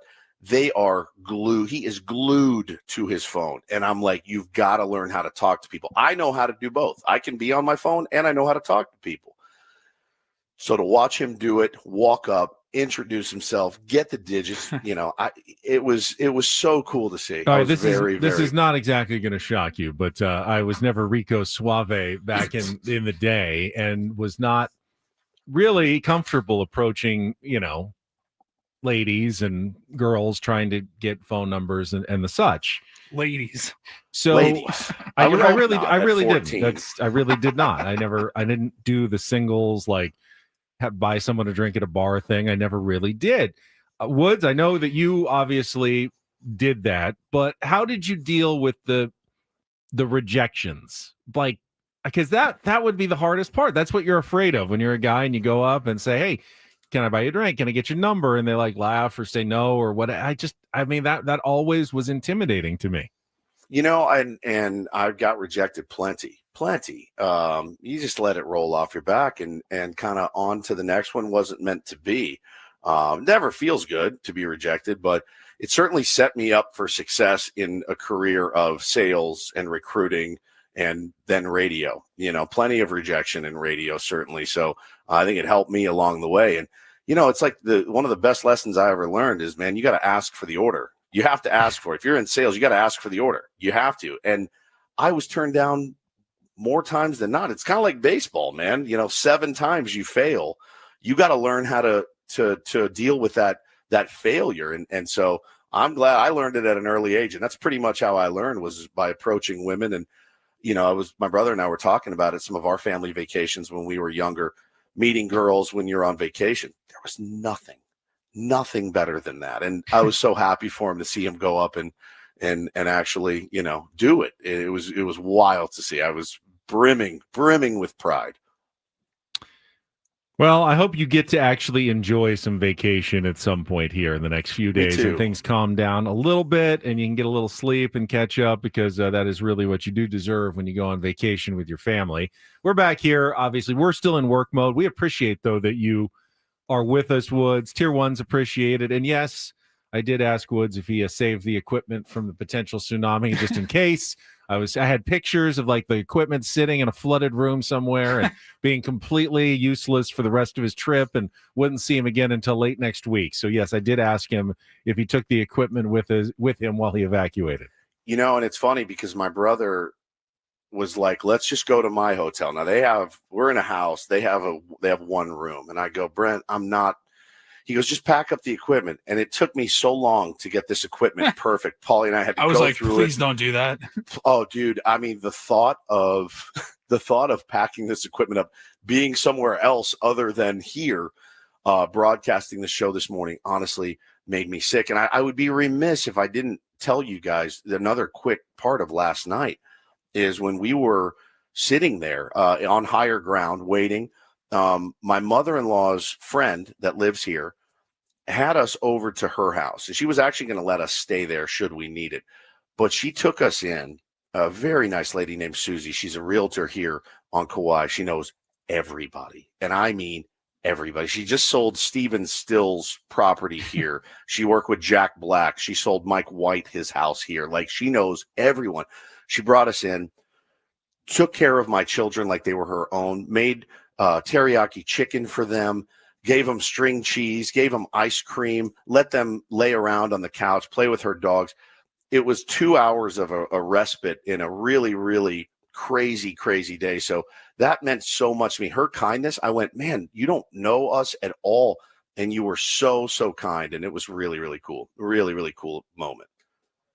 Have a trade in Major League Baseball. Oh, it is not involving the San Diego Padres, but Jeff Passan just tweeting the New York Yankees have acquired outfielder Austin Slater in a trade with the Chicago White Sox. Oh. And I saw that, I was like, "Oh, here we go!" And then I'm like, It was all kind right, of still- okay. a whole still a hummer. very medium-sized domino to fall. Very small to medium-sized Yeah. domino to fall. I really thought last week when Naylor got traded to the Mariners, I was like, "Here we go, here The we floodgates. go." And, just waiting. Guys, before we get to the rest of the show, we still have Take on Woods coming up. We still need to pay off the Incorporator with Jesse yesterday. Have the Roundel Report coming up. Have not talked about SDFC. Wanted to give it a couple of minutes here at least as they played last night at Snapdragon Stadium. You were excused, Woods, if you didn't get a chance to watch the game. It was on FS1, so you didn't even need to have the whole Apple TV thing to watch last night's Leagues Cup opener against FC Pachuca. But I kind of had it on when the Padres game ended just to see what was going on, and kind of a wild ride last night for Mikey Varas' team. They were taking on, for the first time, a Liga MX team. A good one, by the way. They had just started like 3-0 to start the season. This was actually Chucky Lozano's team when he was growing up. Like, this was his favorite club and probably the one that he always dreamed of playing against in Mexico City. So kind of significant. And early on, it looked like an SDFC game. They were controlling the ball, getting some good shots, just near misses, some saves, off the crossbar sort of things. And it looked like it was just a matter of time before they would eventually break through and take the lead. But as so often happens in soccer, Pachuca got a goal in the first half against the run of play. It kind of bounced off the face of the guy who was like streaking and just passed the goalkeeper for 1-0. And then they added a second one right before halftime. So SDFC was down 2-0, always a bad spot to be in. Then it was 3-0 in the second half, and it looked like it was over. And then all of a sudden, like in the 88th minute and in stoppage time, SDFC scores 2 goals quickly to get back to 3-2. Now everyone's like frantic. Hey, we have a chance to tie this one, maybe pull it out because, they go to penalty kicks in this tournament if you can get one more goal. So they're playing really intense. And Anders Dreyer ends up getting like locked up with one of the other guy's players, and they're kind of, doing that running next to each other. And Dreyer kind of gets tripped, and then he sticks his leg out and trips the other guy. And it was right in front of the referee. And the referee, the woman who was calling the match, just immediately pulled out the red card, not kicking him out of the game and presumably suspended from Friday's game as well. The best player gets knocked out now for SDFC. So that was kind of like a devastating blow. And then she blew the whistle and the game was over and they lost 3-2. So kind of a wild but somewhat disappointing night last night for SDFC at Snapdragon Stadium. Yeah, man. I mean, I saw the score last night and I couldn't even really I couldn't watch the audio for the pods kept cutting in and out. The video kept cutting in and out. Apparently people were really involved on their phones on the island of Kauai yesterday. So service was spotty at best.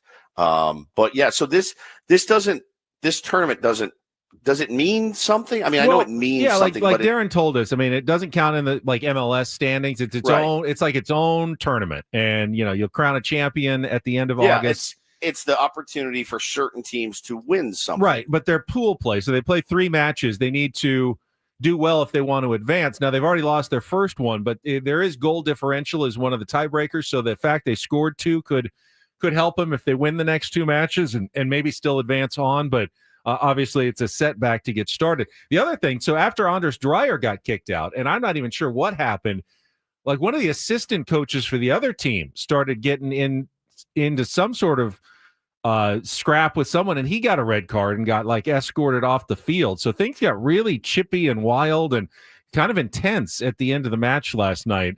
And there were fans for both teams at Snapdragon Stadium with some of the Pachuca fans were up as well. So kind of an interesting matchup, and we'll see. They play again on Friday night at 8 p.m. against Tigres in the second group game of the tournament, which now is pretty much like must win if they want to kind of advance, because if you lose 2, you'd probably be aced out in any sort of standings to advance. So we'll see what happens going forward for SDFC. Now, I know we're up against the clock here, Benjamin. But I need to know, you have to tell everybody what you're doing today. Now, again, a rough night, 2 hours of sleep. I'm on fumes, no question, but I'm going to the beach and I will be able to sit on my ass on the beach and relax. You won't be. No, what I'd like to do is go maybe take a 2 or 3 hour nap after the show. But what I'm actually going to do is go down to the store, buy some ingredients, and then I'm going to 7 Mile, our beloved 7 Mile, and Sammy's for the second straight year, taking part in their charity Build a Messy Sunday contest. Now, last year I was involved, and I came up second. What did you go with last year? I did kind of an Oreo kind of sundae with crushed Oreo cookies, and I think like caramel and different things, whipped cream. Do you remember what won? It was like berries. It was mixed, like a mixed berry sundae that ended up winning. But it's for charity, and I'm playing for Emo Brown Foundation, and our friend Caesar's going to be there with me again. Nice. And if you win, you can win like $2,500 for your charity, and they put the sundae on the menu at Sammy's. So if I do win, you may get a chance to taste my creation at some point.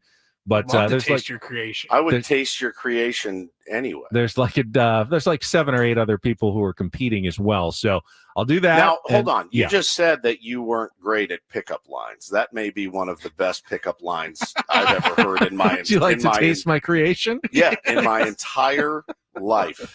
And somebody out there needs to write that down, put it in your phone. I think you sell yourself short, buddy. Now, how much thought have you put into this?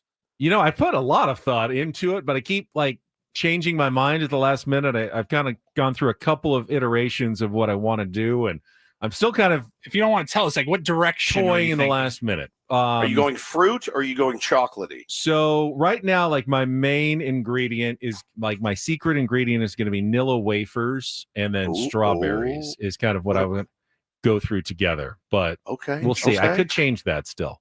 All right. I mean, the banana pudding is a big. I saw that. It's not a bad idea. Buddy. Like a Nilla wafer banana sundae with caramel. That's actually not a bad call.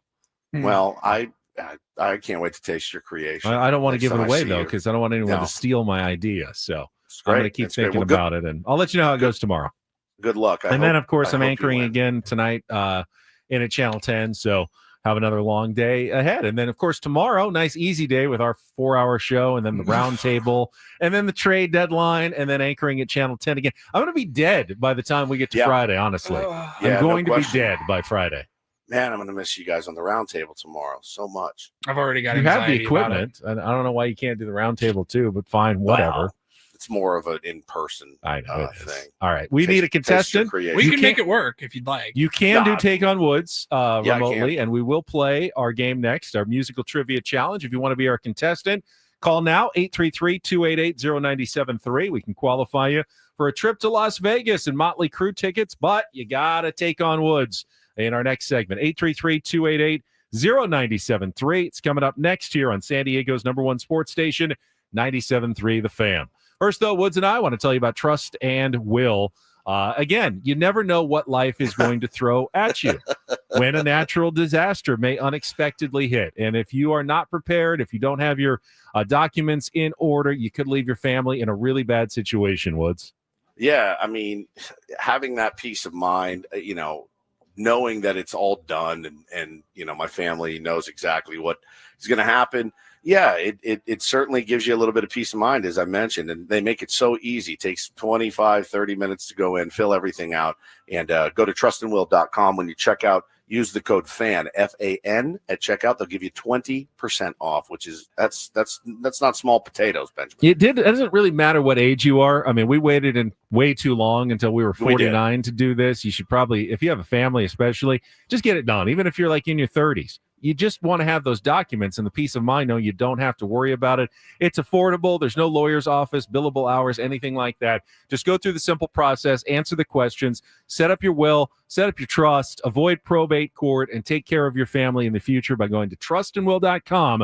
That's trustandwill.com.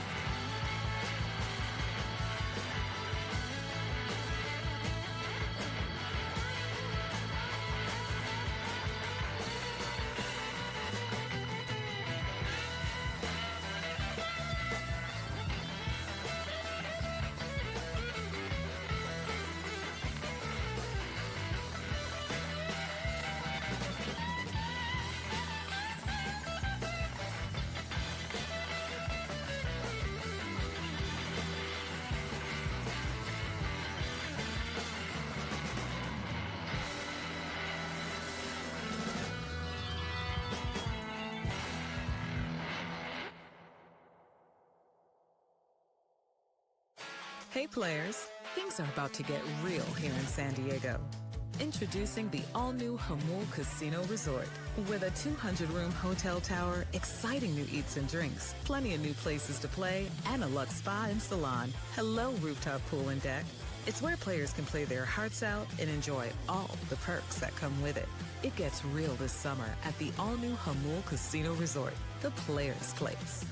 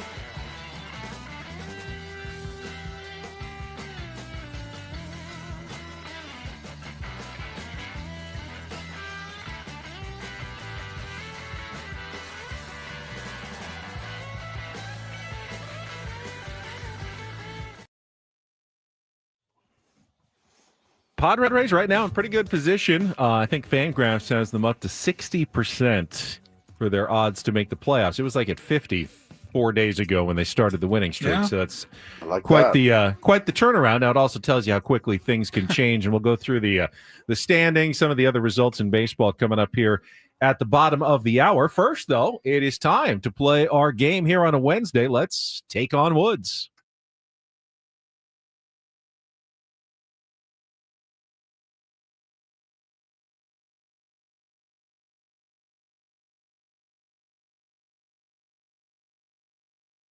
Take on Woods, brought to you by Bay Alarms, security and fire alarms for every business.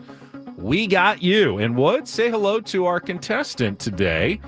This is Wilkie. You know Wilkie, don't you? Well, Woods actually can't say anything because he's already off. He's got his headphones off. He cannot Wilkie, hear us. Pete, it is good to have you on. Thanks for calling in.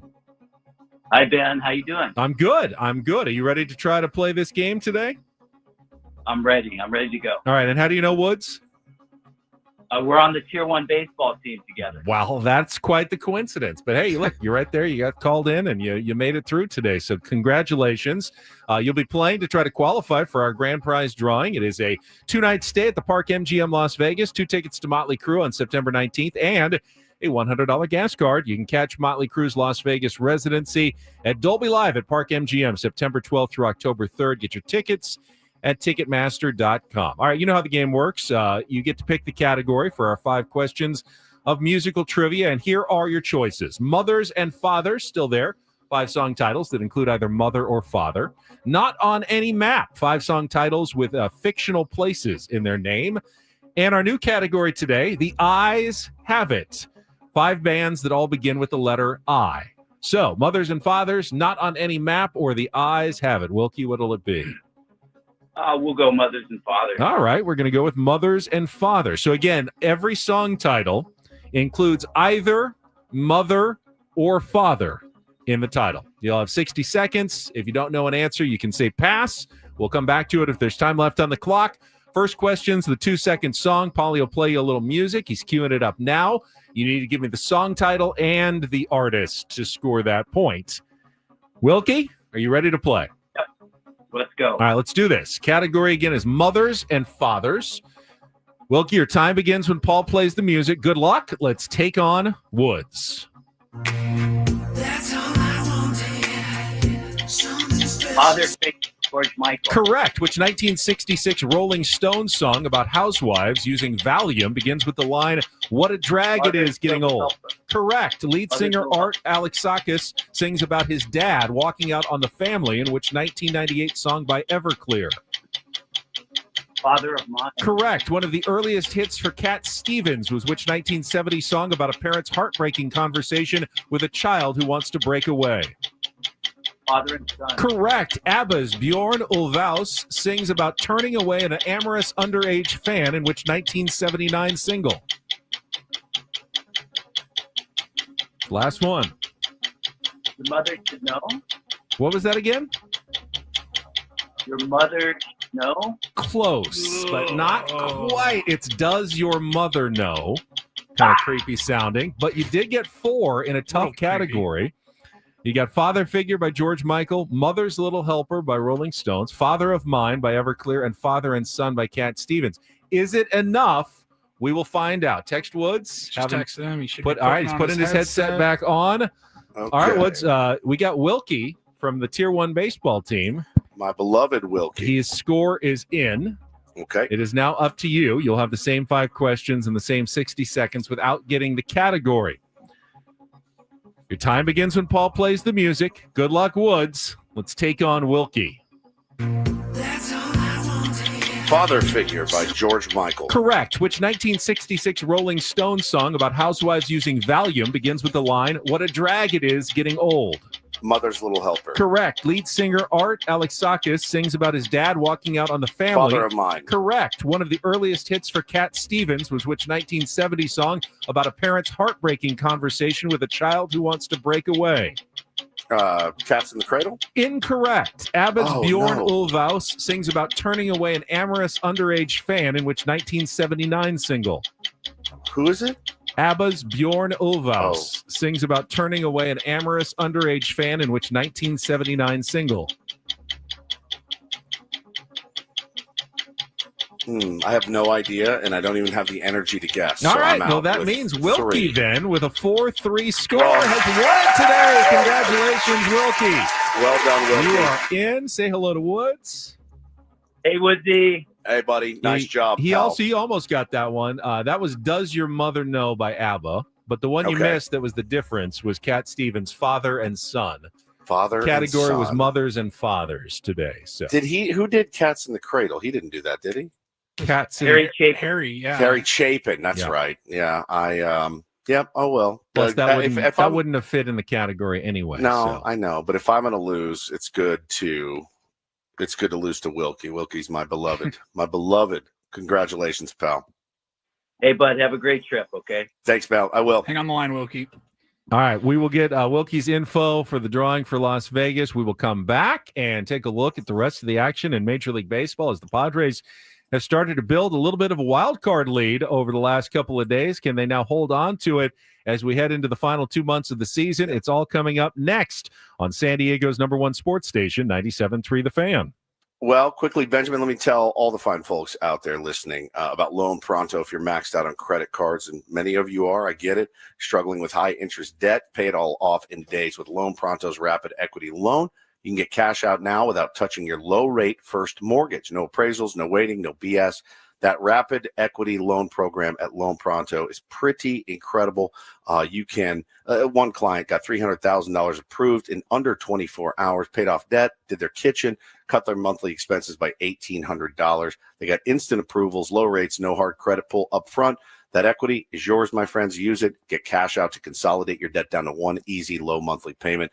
Call them now to get a free instant appraisal for your home. See how much cash you could get out today. They got incredible reviews on Google, A+ rated by the Better Business Bureau. The conversation can be started now by calling 619-207-4336 or go to loanpronto.com, 619-207-4336 or loanpronto.com. Get debt relief now. Equal housing lender, NMLS 1661781, on approved credit, NMLSconsumeraccess.org.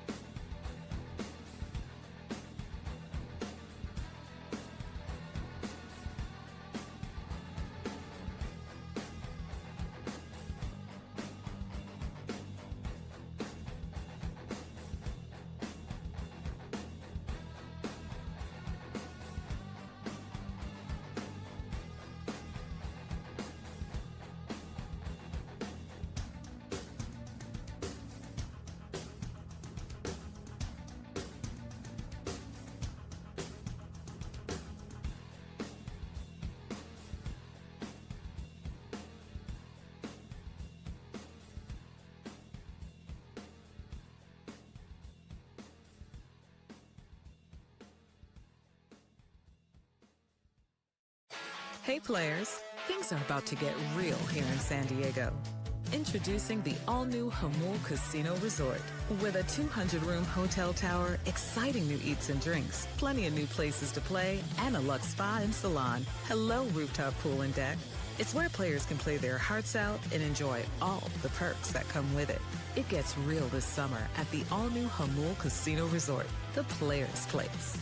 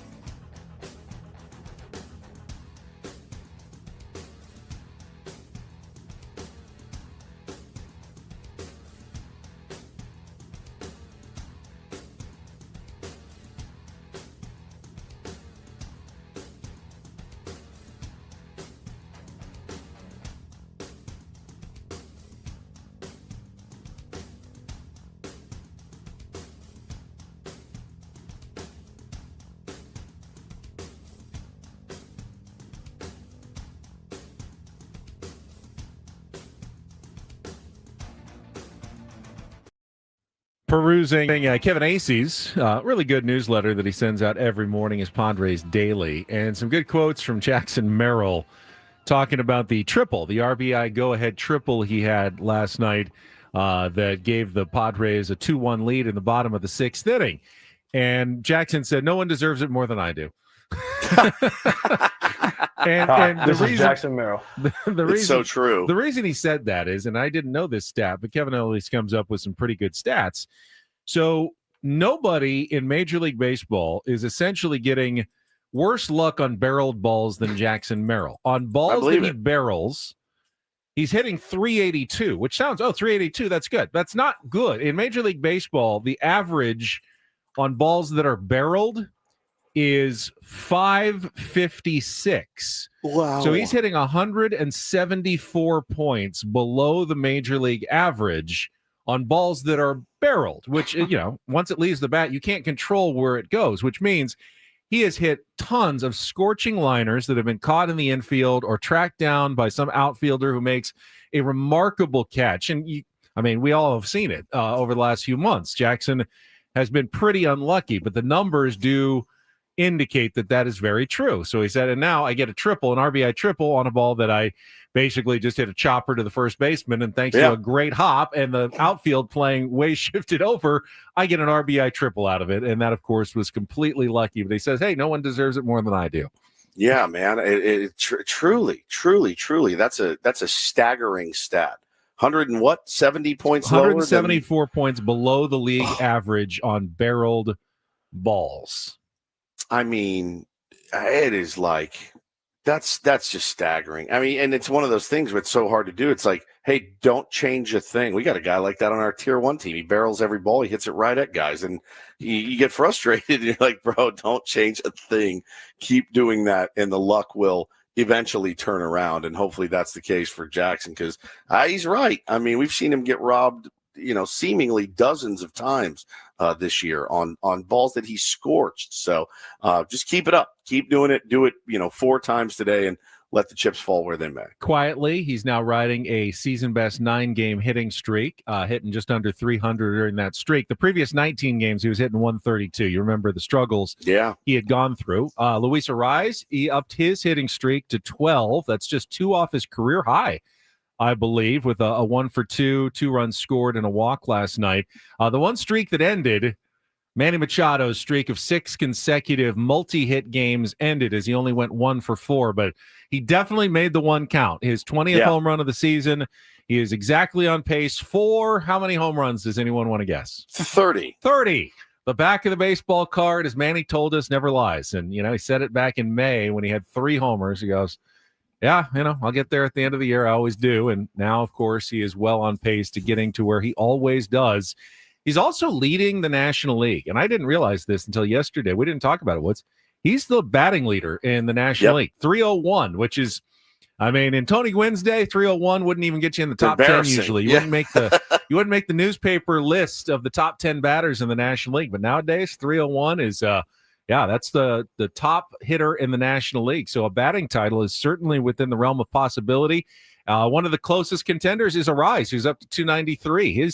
His quest for a 4th batting title is very much alive, especially how hot he is. So I know that's individual stuff, but I just kind of wanted to point that out, that those guys are certainly picking things up as the summer gets a little warmer here.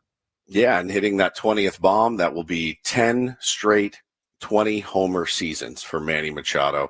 AJ Cassavell tweeted last night, the first to accomplish that feat since Nelson Cruz did so 2011 through 21, and only Paul Goldschmidt currently has 9. The model of consistency is Manny Machado in baseball. And again, not appreciated enough in my eyes. All right, let's check traffic. When we come back, we'll take a little trip around the rest of Major League Baseball. What else was going on last night in the big leagues? Coming up next here on 97.3 The Fan. From the 855 Get Ross Traffic Center, protecting San Diego after accidents or injury, here's Kelly Danick. Couple of problems here, guys. Watch out for large green trash bin in middle lanes, West 54 before Briarwood Road. 2-car collision, eastbound 78, Melrose off-ramp. It's over to the right shoulder. I'm Kelly Danick with Ben and Woods, San Diego's #1 sports station, 97.3 The Fan. As we talked about on Monday, who to cheer for between the Dodgers and the Reds this week? Well, the Dodgers got their second in a row as Nick Lodolo outdueled Tyler Glasnow, but the Dodgers rallied to tie the game in the seventh inning and then go ahead and win it in the ninth on a Will Smith RBI double. 5-4 the score, so the Padres remained 4 games behind the Dodgers in the NL West, but increased their wild card lead over their nearest contender, the Cincinnati Reds, to 3 games. And of course, we knew the Padres, if they could take care of business against the Mets, as they've done the first 2 days, they had to gain ground on someone, and it turns out it's the Cincinnati Reds. Yeah, one of those cases where you stay, right where you were in the division, but Dodgers helping us out a little bit, taking the Reds a little bit more out of it. So I guess I'll take it as much as I don't enjoy it. The St. Louis Cardinals dropped a game yesterday. They got shut out for 5 innings by Sandy Alcantara, maybe his final start as a Miami Marlin, as the Marlins won that one 5-0. So the Cardinals now 4.5 games behind the Padres in the wild card race. And the Pittsburgh Pirates scored twice in the 8th inning to break a 1-all tie and hand the Giants their 5th straight loss, 3-1 the final. The Giants have dropped all the way to 500. And here's a stunning stat for you. Since acquiring Rafael Devers, now, how much has he helped them? I don't know, but they have the worst record in baseball since that trade. I mean, it makes no sense. Remember how everyone thought what a brilliant move by Buster Posey. This is exactly what the Giants need. They have the worst record in baseball since acquiring Rafael Devers. And again, that's one of those deals that's going to take many, many years. He's a great hitter. And it doesn't make any sense. It doesn't correlate, Benny, in my mind a lot of times, but just goes to show you how freaking volatile the sport can be. You add a guy like that to that lineup, they should be better with their pitching, and they've been the worst. Elsewhere in baseball, the series to decide the NL Central leader continues with the Brewers beating the Cubs again 9-3 to take a 2-game lead. It is the 11th straight time Milwaukee has won with Quinn Priester on the mound, a guy that they basically grabbed for nothing from the Red Sox earlier in the season, and he has been a key member of the rotation. And the guy they grabbed for nothing from the White Sox, Andrew Vaughn, hit his 10th home run and it was a grand slam, and he has been an absolute force for them since moving over to Milwaukee. Incredible. The change of scenery guy. And I know, Luis Robert Jr., Lou Bob is being looked at by a lot of teams, including the Padres and the Dodgers, thinking that, with that raw talent, that ability, change of scenery out of Chicago would do him very good. Listen, depending on the price, Benny, I think he's a really, really interesting guy. So, hopefully he doesn't go there. And if somebody gets him, hopefully it's us. The Phillies beat the White Sox 6-3. Kyle Schwarber hit his 37th home run of the season. He continues to do it in a contract drive season in Philadelphia. The Yankees got a 3-run homer from Cody Bellinger in a 7-5 win over the Rays. And all of a sudden, the Yankees have picked up a few games on the Toronto Blue Jays, who got swept in a doubleheader by the Baltimore Orioles, 16-4 and 3-2. We mentioned earlier they actually traded Sir Anthony Dominguez in the middle of the game, who went from the Orioles bullpen to the Blue Jays bullpen in the second game and then pitched against his old team. 4th straight loss for Toronto. And this is the theme, Woods, this year. Every team has gone through these lulls at some point in the season. We saw the Padres kind of went through their lull, through June, essentially, was one of their toughest months, but the Yankees have gone through the lull. The Tigers are hoping that they got out of it. They beat the Diamondbacks again 12-2, but they went through a huge stretch coming out of the All-Star break where they struggled. Every single team, the Dodgers went through their stretch where they've struggled. Really, no one has been immune this year to big periods where they just don't look like they're that good.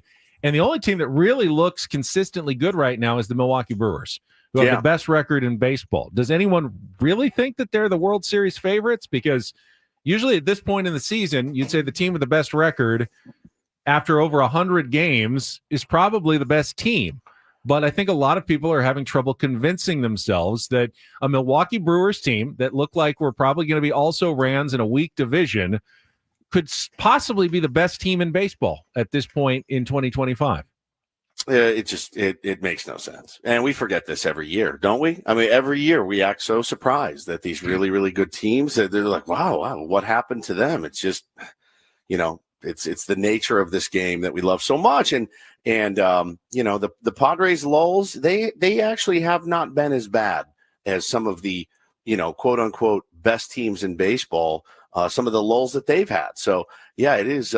It's certainly interesting. And who's going to get hot at the exact right time? Certainly, this is a good time for the Padres to get hot, get a little separation in the wild card, and see what happens. But it is. We forget, don't we? Every single year, we get so surprised that teams go through ups and downs in 162.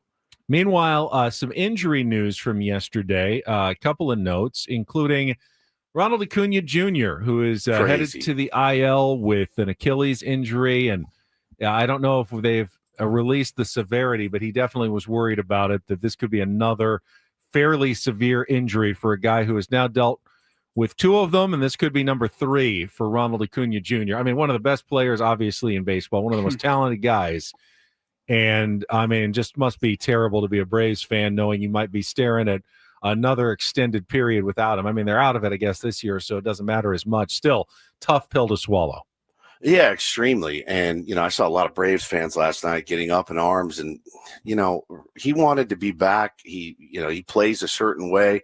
I don't know that you can, complain about the Braves organization, putting him out there on the field. And it's just a bummer. You hate to see the best players in the game go down like that. It's such a drag. He was crying in his post game.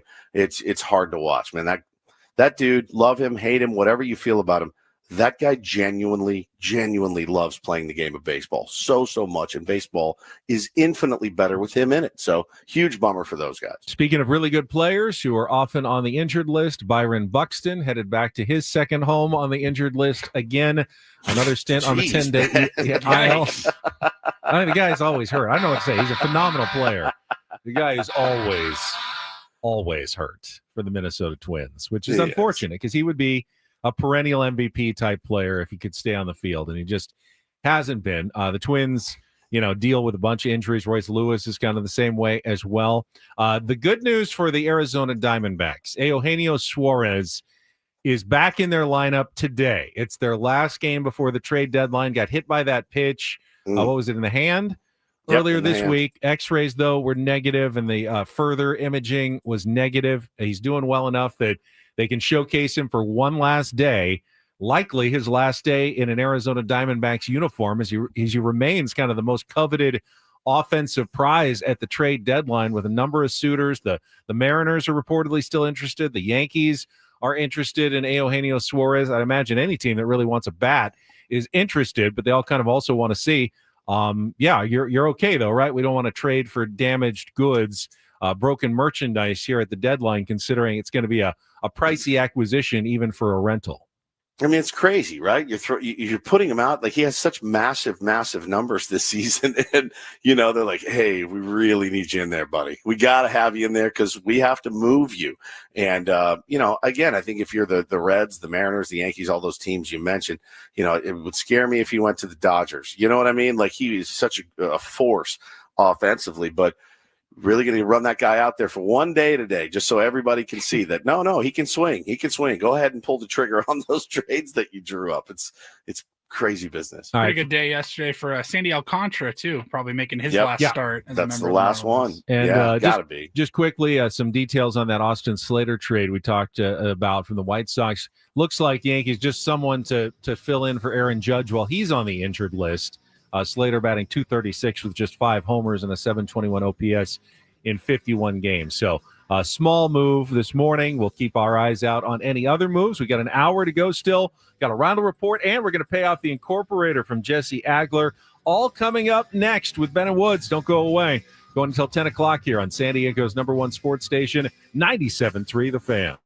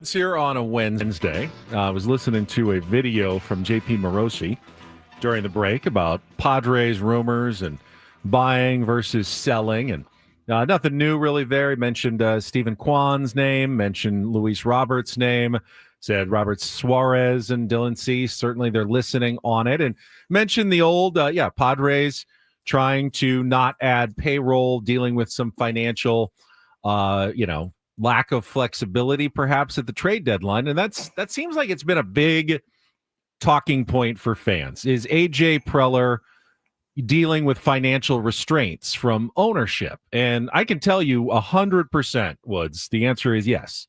Yeah. Because every general manager has some sort of financial constraints on them. Now, what are those constraints? I have no idea. Can he add a little bit of money? Can he add no money? Can he, if the right deal comes around, could he add $10 million? I don't know. The answer is a maybe to all of those things. But even Andrew Friedman, it's at some point the Dodgers ownership will say, yes, we have all the money in the world, but you can't spend that. I mean, every GM has to go to their owner and ask and say, hey, what am I dealing with here? What can I do? What can't I do? So it's not really a story that the Padres have a budget and they're trying to stick to it, but can also be a little bit flexible, as we've seen in the past. Like many times we've seen the Padres say, yeah, we're going to try to stick to here, but then, they're playing well and they decide, well, you know what, let's go for it now and we'll figure it out later. So I would imagine, just like other trade deadlines and other off seasons, they have a plan, but they're also willing to adjust that plan as necessary, depending on, who's available and what the situation calls for. But yes, AJ has some financial considerations here heading into the trade deadline. Yeah, I mean, absolutely. It's the nature of the beast here, Benny. It's hard for me to wrap my head around Andrew Friedman getting turned down by Guggenheim to go out and add whatever they wanted to. But you're probably right, and I don't know why they would have that. They have more money than they know what to do with at this point, and everyone wants to feel like they're the smartest. They got the best deal. They didn't have to give up the best prospects. They didn't have to eat salary or pay a lot of salary. So I think it's an ego thing too. But yeah, I see them being pretty active. They have some needs as well, and that's the one that kind of scares me. I promise you that the Dodgers do have to think about it. They're so far over the luxury tax that even if they wanted to add a mediocre player who's only going to cost like $2 million, the penalties alone, like, do we really want to pay $50 million for a guy who's worth about $1 million because we're paying so much in luxury tax penalties? I promise you they think about it. Maybe ultimately they can say yes easier than other teams can because they have such insane revenues, but there is no general manager that absolutely has just unfettered money to do whatever they want whenever they want it, and there's no accountability whatsoever. So yes, AJ Preller is operating with some financial constraints. Big headline right there, because every GM is. KG just said, well, Ben, they just bought the Lakers. Yeah, that's true. They did buy the Lakers. Maybe that puts a little bit more of a dent financially in what the Dodgers can do, but I expect them to be very, very, very busy, my friend. The Dodgers? Yes. I mean, I don't think you're wrong. I mean, they certainly are going to do some stuff, but they also have a really crowded roster. I mean, with already tons of players that they're just paying. Are they just going to release some guys that they signed to long-term contracts? I mean, at some point you run out of 40-man and 26-man roster spaces as well. That's the other constraint that every team has to deal with, that you can't just sign 70 players and put them all on your team. You only have certain number of spots for players that you can keep. But they're very adept at putting guys on the IL. Yeah, but you can't. So you can put them on the 60-day IL, which would put them off the 40-man roster temporarily, but then you wouldn't be able to use them the rest of the season. Right. And I imagine a lot of those guys they want coming back, like Blake Trinan and Brusdar Graterol. You're going to have to realize that you need some of those guys back. So you can't just add an unlimited amount of players, even if you had unlimited money. That's what those rules are in place for. I think you're trying to speak this into existence, and maybe that's the case. But yeah, I mean, as far as the Padres are concerned, who knows? who knows? They've surprised us so many times over the years with what they've added and what they haven't added, what they've been able to pull off. You get the sense that it's a frenzy going on right now with AJ Preller, knowing that there are so many, well, not so many, but there are some pretty glaring needs. And, I think today is a big day. You're right. Yu Darvish is starting against the Mets. I think that's a big day. I think that's very telling. There's so much kind of hanging in the balance with what the Padres are doing and what they can do and what they will do, kind of depending on things like what happens today with Yu Darvish. I mean, if he goes out and throws up another clunker, what do you do if you're AJ Preller? You have to go to management and say, look, we got to get somebody. We need somebody in there in the starting rotation. They need bullpen help, I'm sure. They want a left fielder. They need a bench piece. It's the writing's on the wall here. They got to get some stuff done. I do believe, though, that the Padres and AJ Preller's first consideration is always, what are the moves that are going to help us win the most? And then after they identify them, then they go on to, okay, how can we make this work financially? And usually they find a way to make it work. At least in recent years, they've found a way to make those moves work. But the first thing they're looking at is who's the best possible player that we can get that would fit, that we could trade for, whatever. And then they look, okay, now can we make it work, in our financial framework? But they're not just going, no, well, let's not even look at that guy. Let's not look at that guy. He's going to be too expensive. They look at everybody and try to find a way to make it work. Yeah, I mean, I like to think that as well. I do. I like to think that is totally the case. But this is new ownership. Let's be honest. This is a new ownership group. This is their first go at the trade deadline with AJ Preller, and I'm sure he's in there stomping his feet and beating on the desk that he needs this guy and that, and this amount of money and to make it work. And look, the onus is really on ownership right now to see what.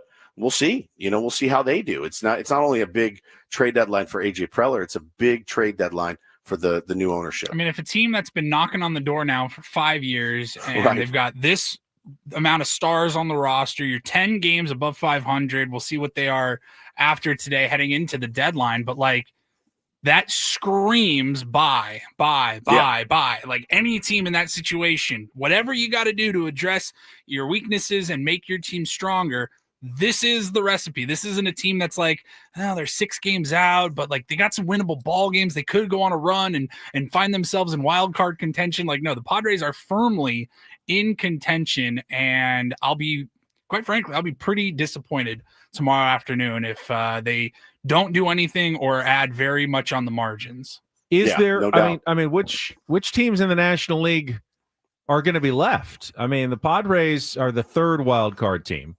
I can't imagine any team above them is not, they're all going for it. I mean, the Brewers, they always have financial constraints, by the way, but, they've got the best record. The Cubs are kind of in go-for-it mode. The Dodgers are obviously in full go-for-it mode. And the Phillies and Mets are both way over the luxury tax, and they're in go-for-it mode. But these other teams, I saw in the chat, JP Morosi saying, the Giants are starting to listen on their old feet now and are backing out of it. Are the Cardinals going to back out of it? The Cincinnati Reds are the one team I'm watching.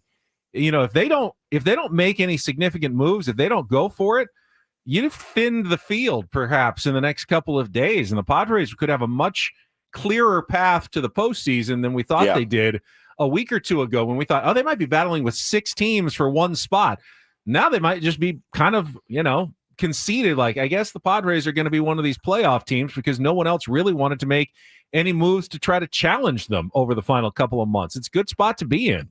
Yeah, it is. And, it's also important, though, to not get caught up. And I saw some people voicing concern about it last night of hey, just because this offense is finally maybe scoring more runs than we're accustomed to, please, AJ Preller, and I'm begging you as Stephen Woods, the fan of the Padres, don't look at that and say, well, we've got that part figured out, and let's just go get one guy in the bullpen and we'll call it a trade deadline. No. You need help. You need help. And don't let that recency bias infect you, AJ Preller. But again, I mean, think about Xander Bogaerts, dude. Xander Bogaerts needed to be basically one of the hottest hitters on the planet for, a 6-week stretch for us to finally at least mute the conversation of this is a washed year, another lost year of Xander Bogaerts' contract. I mean, it takes a lot. I don't even know that Elias Diaz or Martin Maldonado can climb out of that hole of being such a glaring weakness on this roster. Well, let's say you pulled off the trigger on a trade today and you added an outfielder. Let's say you add Luis Robert Jr. just because that's the name that's been talked about the most for the last couple of months. All right, so what do you do? Do you just plug him in every day for left field, and you move Gavin Sheets, who's been struggling to DH right now? Do you take Bryce Johnson, who's been helping you out of the lineup? I mean, what's the move? The Padres are hitting well. Do you want to mess with it right now because things are going well at the moment? I'm not falling into the trap of a week of good hitting or 4 days of good hitting after 4 months of bottom 5 hitting. I get that, but you do have to also be careful with how you add new players and, make sure it works for the kind of team that you are at the moment. Yeah, I mean, I'll take that chance. I'll take that risk, every day of the week. Improve, and listen, don't let the Giants be a cautionary tale either, adding Rafael Devers and then having the worst record in baseball. Every team is different. But yeah, I think some pitching help is definitely needed, and I think a bat as well. I think if you add a bat, it makes a Bryce Johnson even more valuable, Ben, coming off the bench. I think they finally found what they wanted to find from Jose Iglesias, though. Yes. And Mike Schilt talked about it. Jose Iglesias is the guy that gets Manny and Xander and now Jake and Luis off their feet and DHing for a day.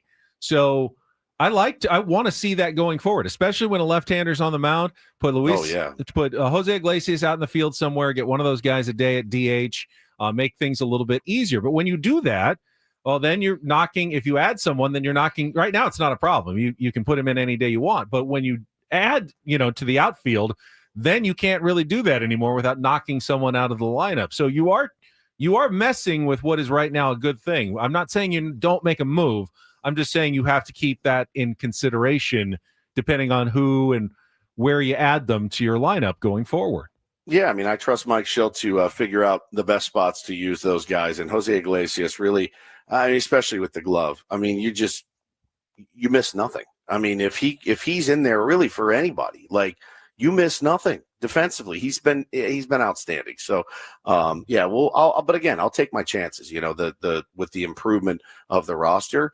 And gives a little lift to the team, and we're going for it, and let's pull together, and all that mess that we like to spit, in sports radio, and we'll see what happens. And I like to go down swinging, Benny. I do. I don't like to stand pat. I don't. I like to go down swinging, and if we go down, fine. We gave it our best effort. All right. We still need to pay off the incorporator. When we come back, how did Jesse work the Hawaiian slang term Hunley into last night's Padres Mets broadcast? We'll get to that, and got a round of report on the way as well. Don't go anywhere. Ben and Woods continuing here on San Diego's #1 sports station, 97.3 The Fan.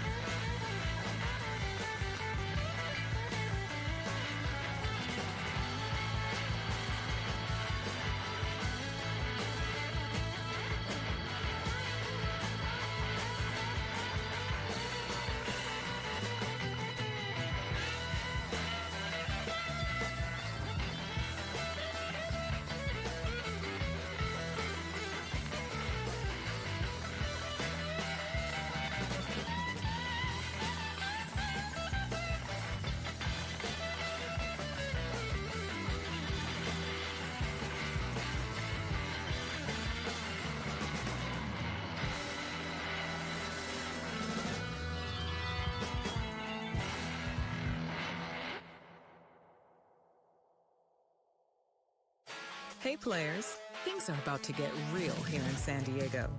Introducing the all-new Hamul Casino Resort. With a 200-room hotel tower, exciting new eats and drinks, plenty of new places to play, and a luxe spa and salon. Hello, rooftop pool and deck. It's where players can play their hearts out and enjoy all the perks that come with it. It gets real this summer at the all-new Hamul Casino Resort, the players' place.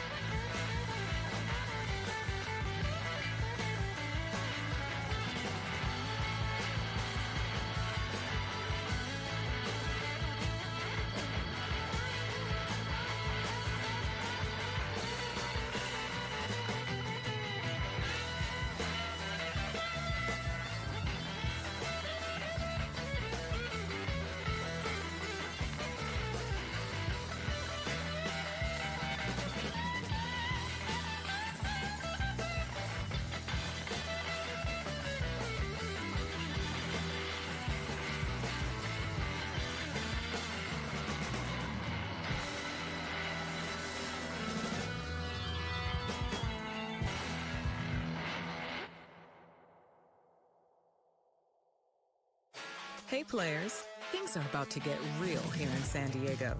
Introducing the all-new Hamul Casino Resort. With a 200-room hotel. I bet, as nice as it was for the Padres to return home from that hot, sticky 10-game road trip and be back in the beautiful weather of San Diego, having tomorrow off, tonight and tomorrow off, at home with no travel, and another home game on Friday night. So essentially, they're going to have 48 hours between the end of today's game and, close to when they have to show up for Friday's game. And my guess is Mike Schultz is going to tell them, go. Spend some time with your families, relax, get away from the ballpark, get away from baseball for a couple of days, treat this as almost like a total weekend off, and then maybe not even do batting practice on Friday. Like, get there late on Friday and then come back ready to go for the final 2 months of the season. Come meet your new teammates, post trade deadline on Friday, and we will lock in for the rest of the summer. But this is a nice little 48-hour respite coming up for your San Diego Padres. Half the team is locked up to a long-term deal, and they're probably pretty comfortable. But I got to think there's a handful of guys on the roster that are like, oh, yeah, I'll just enjoy myself until Thursday afternoon and have no idea if I'm going anywhere, where am I going? Like, where do I have to move? It would not be a very relaxing time if you're guys like, Dylan Cease, for example. Oh my God. Yeah. You think he's just chilling and relaxing the next couple days? Is there anyone, let me ask you guys, because we know the names that have been brought up. Dylan Cease, Robert Suarez, Jake Cronenworth's name has been brought up in a couple of rumors. Is there anyone else currently on the 26-man roster that you think has a chance, at least, of being gone by tomorrow? There's a ton of guys, I think. There's a ton of guys. Your whole outfield, besides Merrill and Tatis and I guess Sheets, I think Trenton Brooks could be gone. I think Bryce Johnson could be on the move. They could both be sent down to AAA. I don't think anyone's trying to acquire a position. Yeah, I don't think anyone. I mean, like actually would be traded. To another team. I mean, it's kind of the same thing though. If they're not on this team on Friday afternoon. Okay, here's why I bring it up. You're looking for financial flexibility. Could Wandy Peralta be traded? He's pitching really well right now. He is pitching lights out for the last month, lights out. You could save a little money right there. Try to sell high on Wandy Peralta, or do you feel like we need Wandy Peralta and his ability to get a left-handed out, a ground ball, a double play here or there, and you don't want to trade that guy. Remember, he's got options the next 2 more years to come back and back again. If someone was interested and go, and we need a Wandy Peralta in our bullpen, could he be traded right now? Yuki Matsui, I thought was I'm sure the Padres would be interested. I saw I think it was Tommy tweeted, he has a no trade contract clause in his contract. They can't even trade Yuki Matsui, which I didn't realize that. Yeah, just crazy. So I guess he's not going anywhere. They can't even send him down to the minors apparently. So he's probably sticking around. In history. I would imagine there's a couple of other bullpen guys that can't be 100% safe. Young guys, controllable. David Morgan. I mean, I don't think they're going to trade him. He's probably in their future plans. But if another team goes, hey, you want this guy badly enough, you've got to throw in David Morgan. Who was it that got traded? It was in the Cease trade. What reliever? Remember at spring training, Thorpe? No. It was Steven Wilson. Steven Wilson. Yeah. We all like Steven. Blew me away. Sorry, but I don't think anyone wanted to trade you, but baseball purgatory. They needed someone, so AJ probably reluctantly threw in Steven Wilson in that deal to the White Sox, and it was bye, Steven. I know you thought you were about to start the season with the Padres. Enjoy Chicago. So there are possibilities that other guys could be not on the roster as of Friday. I mean, think about Luke Voigt a couple of years ago. He didn't think he was getting moved at all, true. And then hey, you're gone. You're the throw-in now. You never know. But if there's a good amount of roster shakeup, I mean, both catchers, whether they get traded or DFA'd, I don't know. Like I said, most of the outfield, if they acquire a fielder and add some bats, all of a sudden we don't have room for one thing. But I mean, actually desired, coveted, traded to another organization beyond the guys who have been rumored. I mean, certainly would be teams that would take Fernando Tatis Jr. Padres aren't trading him. They're not trading Manny. They're not trading key guys like Jackson Merrill. So there's certain names will be here on Friday, but there's probably a few more that you're not thinking about that at least could possibly be included in a deal to make whatever work that AJ's trying to pull off here. I look forward to seeing how it all materializes. And I don't know why, but the last maybe 12, 15 hours have been thinking about, what is our reaction, guys, if they just do we just pick up the Bender kid from Miami, right? And we're like, we bolstered the bullpen. And it's just am I going to be mad, sad, disappointed, furious? I just don't know until I see it come out. And, it's Leo's out there, Ethan Salas is out there, and you're like, if we hang on to those guys, the part of the future, am I really going to be that upset if I move them for whoever, right? Robert Jr., Lou Bob or Marcelo Zune or something, what's the reaction going to be? So going to be pretty fascinating. The Vapors. How about Gavin Sheets? He's got controllable years. Could be interesting for another team that would want to acquire. If the Padres are acquiring an outfielder and another bat and have 2 spots, Gavin Sheets could be expendable and could be desirable to another team with power potential, left-handed bat who's had a resurgent year. Yeah, he's struggling right now, but cheap and controllable, he's an asset. I mean, it's not 100% that Gavin Sheets even makes it through this trade deadline. I'm just trying to think a little outside the box here, like an AJ Preller tends to think. So every move that's made is going to have quite a ripple effect throughout the organization, I think. Can't wait to see it. Yeah. All right, let's pay off our incorporator. We had Jesse on yesterday, as always, on Tuesday, and Paul, you got the setup for us. All right, let's get to the incorporator. Of course, Woods is in Hawaii, so we like to do themes if we can. Haole. Yeah, Haole. It's the Hawaiian word for a non-Hawaiian person who comes to the islands, kind of an interloper, a haole. All right, so yesterday, this was in I want to say it was the 6th inning, but I got the text from Jesse Agler, and he nailed it like he always does. Padres began something of a trend, 2021 with the swag chain? And the home run props have become a really big thing in baseball the last 4 years. Ironically, the Padres one of the few teams that don't have one. 1-0 pitch is low, 2 balls and no strikes. And the Mets currently have a home run flip-flop. It's a giant one. Very Howley behavior, but it's a big, giant, colorful flip-flop that they break out after their home runs. It's like he knew. Incredible. So they do have the giant flip-flop, thow? Do they wear it? Where do they put it? I didn't know I haven't seen that. Maybe he made it up. I don't know. If he does, he's known to make things up completely, but... I feel like we would have saw that. I feel like I would have too. A giant flip flop. It doesn't make any sense being in New York or something. I thought it would be like, what's New York famous for? Here's our giant a home run, a chancla, a home run flip flop. They absolutely do. I don't know how they implement it when someone hits a home run, because you're not going to take off your cleats or everything and then put on a flip flop and shuffle around the dugout for 5 seconds and then put your cleats back on. Just one, by the way. Just one. Oh no, it's big. They hold it and pose with it. It's like, I don't know. It's like from my neck down to my knees. It's like a big giant blue they hit each other with it. And That's palm genius. Tree themed flip flop. That's fantastic. I mean, New York famous for its pizza.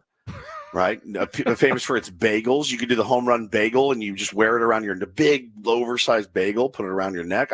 It is odd that the Padres don't really have. They still do the Polaroids and stuff, but that's really it. I mean, there's no crown or trident or it's big surfboard that they lug around. There's no bit this year. Maybe that's what we're missing. Yeah, the Padres minor league, the San Antonio Missions, their alternate was the chanclas. They already had the flip-flops as kind of part of their identity as well. So Mets aren't even totally original with that. Well, let's hope we don't see it. Yeah, right. Again, that would be nice if they can avoid. Oh, look at that. There it is. There's a picture of the in our YouTube chat of the flip-flop. So are you wearing flip-flops on your trip in Hawaii? You never wear them. I wear them a lot. You know what, man? Did you bring them? I am. I brought them. And I wore them down to the beach yesterday. You know what I realized though? I have an incredible case of chafe right now. My inner thighs, seawater, sand, all the things, the sun, the bathing suit. Yeah, that my inner thighs are raw. And I mean, I had to gold bond up this morning. Oh, the chafe. I don't know what to do. I need to bring cream with me down to the beach. I am in the torture chamber. I had to walk all the way down to the pier. It's like 600 yards. And then the walk back, by the end, my legs were on fire. And then the tsunami warning hit. So it was really a fun series of events. But I am in the chamber with this. I don't have any shorts. All I have are bathing suits. So I'm dying right now. Yeah, I don't know if it's the material of the swimsuit, if it's the seawater, if it's just the sweating and getting dry and wet over and over again, and what causes that. Of all of the above. But when you're at the beach for a few days and you start really getting the bad chafe is a real thing. I wish I could. I may take pictures of my chafe and send it to you guys later if you want to see it. I'll show you. I believe you. I'll show you. You'll like it. I'm good. Taste my creation, Paulie. We'll just skip over the chafe right to the Randall Report, which is coming up next. Paulie, what can you tease for us? Oh, what to tease here. We got an update from a Don't Do This story from not too long ago. And the South and football, it just never ceases to amaze me. That is all incredible. It's coming up. insane. Incredible story. Final segment of Ben and Woods on a Wednesday next year on 97.3 The Fan.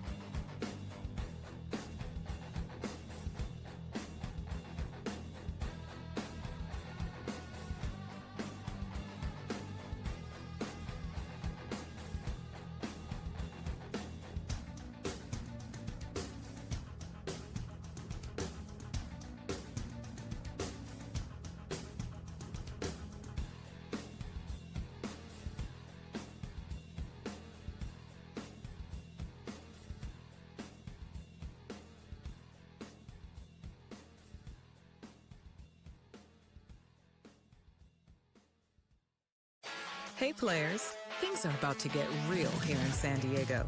Introducing the all-new Hamul Casino Resort. With a 200-room hotel tower, exciting new eats and drinks, plenty of new places to play, and a luxe spa and salon. Hello, rooftop pool and deck. It's where players can play their hearts out and enjoy all the perks that come with it. It gets real this summer at the all-new Hamul Casino Resort, the players' place.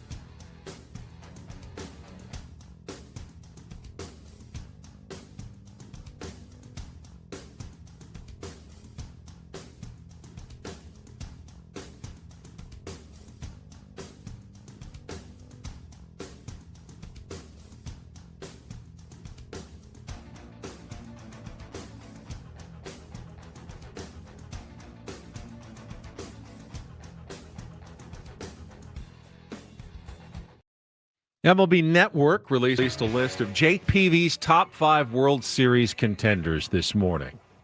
Would you like me to run through the list for you quickly here, Woods? Surely. All right. Number 1, the Los Angeles Dodgers. Okay. Number 2, Chalk. the Philadelphia Phillies. Number 3, the New York Mets.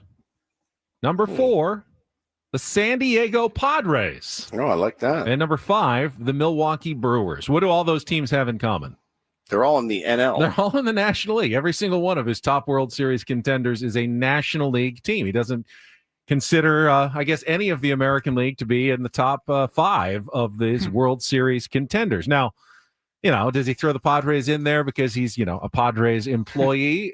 Or is he legitimately think that the Padres are a top 4 World Series contender? I think Jake's a fairly straight shooter when it comes to things like that. Yeah. And I think the argument can be made that, based on what we've seen the last, couple of weeks, that the Padres are a legitimate World Series contender. Not because they're the greatest thing, that we've ever seen, but I'm also comparing them to the other teams, like the Mets, who are just ahead of them.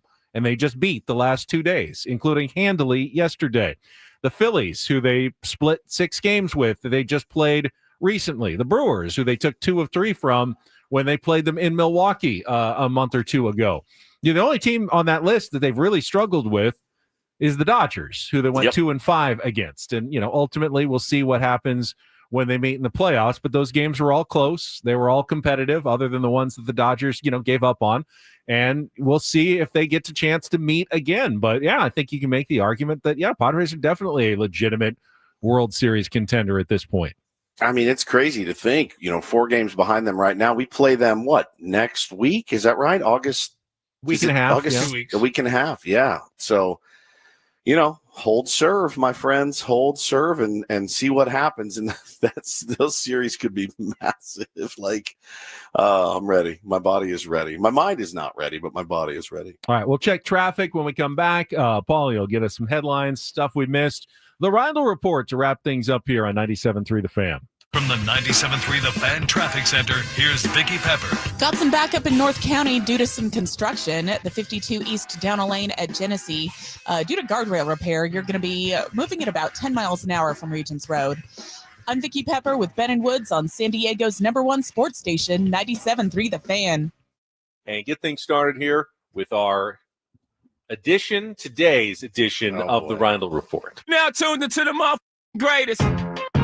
Welcome to the Rindle Report with Paul Rindle. Hi, Paul. All right. 2 stories from the world of sports that we haven't gotten to yet. We'll start off in Major League Baseball. And 1 story that you didn't know you needed. Are you laughing, biatch? It's the Rindle Report. Hey, Paul, how you doing? Okay, how are you? On 97.3 The Fan. Are you ready to bless the mood? I need some help, please. That was good. Can I get a oh yeah? All right. All right. Happy, what day is today? Wednesday, gentlemen. It's been a long week already, Paul. It really has. It really has. But hey, we move on. We're going to get started. I have the tease for you. It never ceases to amaze me. And yet I'm still anytime I see these stories of high school football in the South, it's something. I didn't grow up anywhere around there. Never really been anywhere in those parts of the country. And so I can't even wrap my head around it. I mean, high school football for my high school, it was so it was the exact opposite of anything you see in the movies or on television. It was not cool to play football. We sucked. Just never got that part of the high school experience. And so when I saw that this isn't even in Texas, which is kind of where my mind naturally will go when you think high school football, but really the whole South has it on lockdown. We're going to Buford High School in Georgia. It's just outside of Atlanta. And details have come out for their new football stadium for the high school. Cost them $62 million to build. God. It's got 10,000 seats in it. It's got, where did it go? 15 luxury boxes. Luxury boxes? Yes, for a high school. Yes, wow. Luxury suites, a 3,500 square foot video scoreboard, and a 2-story field house / locker room for them. It looks unbelievable. It's got to be, I would say it's better than most colleges because there's a lot of these like smaller schools out there, like D2, D3. Obviously, like the Power 5 schools, they've got really nice locker rooms and facilities as well. But like, I don't know. I'd put that up against even like Snapdragon Stadium. I mean, it looks unbelievable. No, it's not as big, but it's incredible. Here's the question, though. Is it something you should really be proud of? That football is that important that you'd sink that much money into a high school stadium? Because honestly, it's probably a sign that our priorities have gone so far out of whack that you would spend that much money on what is still, it's just high school football. You know, I know it's important. It's really important in Texas, but not like they're not going to play if they don't have a $68 million, $2 million stadium, whatever it is. I mean, they're going to play. Football was important at Torrey Pines High School. We had a fine stadium, but it wasn't ridiculous. I mean, had John Lynch playing for our team when I was there, and future NFL Hall of Famer, but it was just a normal, concrete, benches on the sides and a little press box at the top and a scoreboard with just the lights that would come up and say 14-0 and nothing, no video or anything like that. And again, it was a different era. It was 30 plus years ago, but I don't know that that's a good thing and something you should really be all that proud of, that you're spending that much on a high school stadium. Yeah, but how fired up are you if you're the starting quarterback for the Buford? What is it? Buford Bears or whatever they are. Yeah, you're pretty elated. That's not where Adam went to high school, is it? I don't think so. No, he said he had a buddy that went to Buford. Buford. Garish is a word that was just thrown in the chat, and I love that word. It's way underutilized. Garish. It's a garish stadium. It's a garish display of excess, I think. Yeah, it's crazy, man. I know it's just television. One of my favorite shows was Friday Night Lights, and I remember like one of the plot lines was the boosters give you $100 million or whatever for these renovations, and the principal's like, that could pay for some teachers and some school supplies, and they're like, well, we want football, like we want the big screen. And so like if that's where the money is being spent, like if that's why people are giving the money, you kind of have to do it. But I agree, like $60 million, you're like, man, in this time where like teachers have to go buy their own school supplies, it's kind of gross actually that we have this pretty gnarly 15 suites at a high school football stadium though. It's just insane. Jordan says my uncle's nickname is Buford. Buford. Does he play the banjo, Jordan? Garish. He's very garish. That's insane. That's an insane number.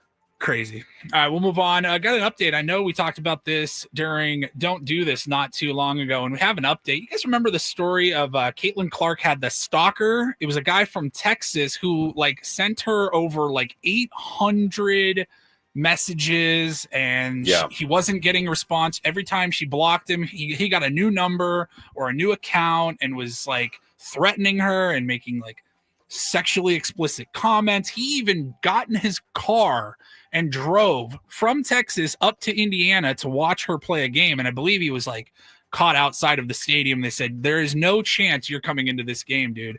Well, he has been sentenced now, and he got 2.5 years in prison this week. That verdict came down, and I'll be honest, not long enough. I don't think it's long enough. Now, he didn't actually, I mean, he did do something. He threatened her. He was harassing and stalking her.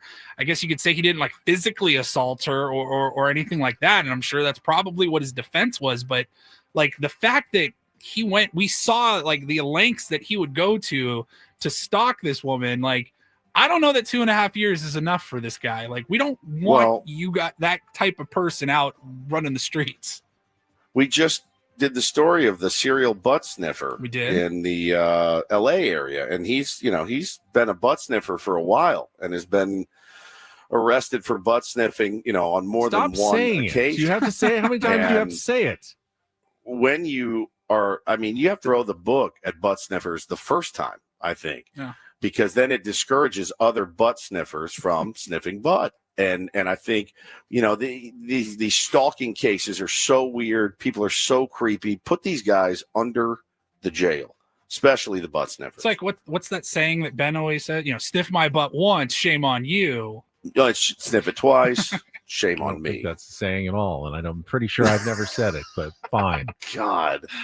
All right. Well, speaking of prison, I saw this story too this week. Oh my God. Do you guys see, this was probably in the last month or two, there was a prison in New Orleans that had like 10 inmates escape. And Yes. it was like a scene out of Shawshank. They moved the Crazy. toilet like off the wall in one of the cells and off to the side, and were able to get through the wall and escape. Well, that prison is back in the news because they mistakenly released the wrong inmate last week. So they How does that happen? mistakenly released the wrong inmate. They are calling it a clerical error. Okay, I can totally understand if you're the inmate who is mistakenly released. You're not saying anything, like, right. But you're not saying if a you're word. the guy who's supposed to be released, aren't you screaming?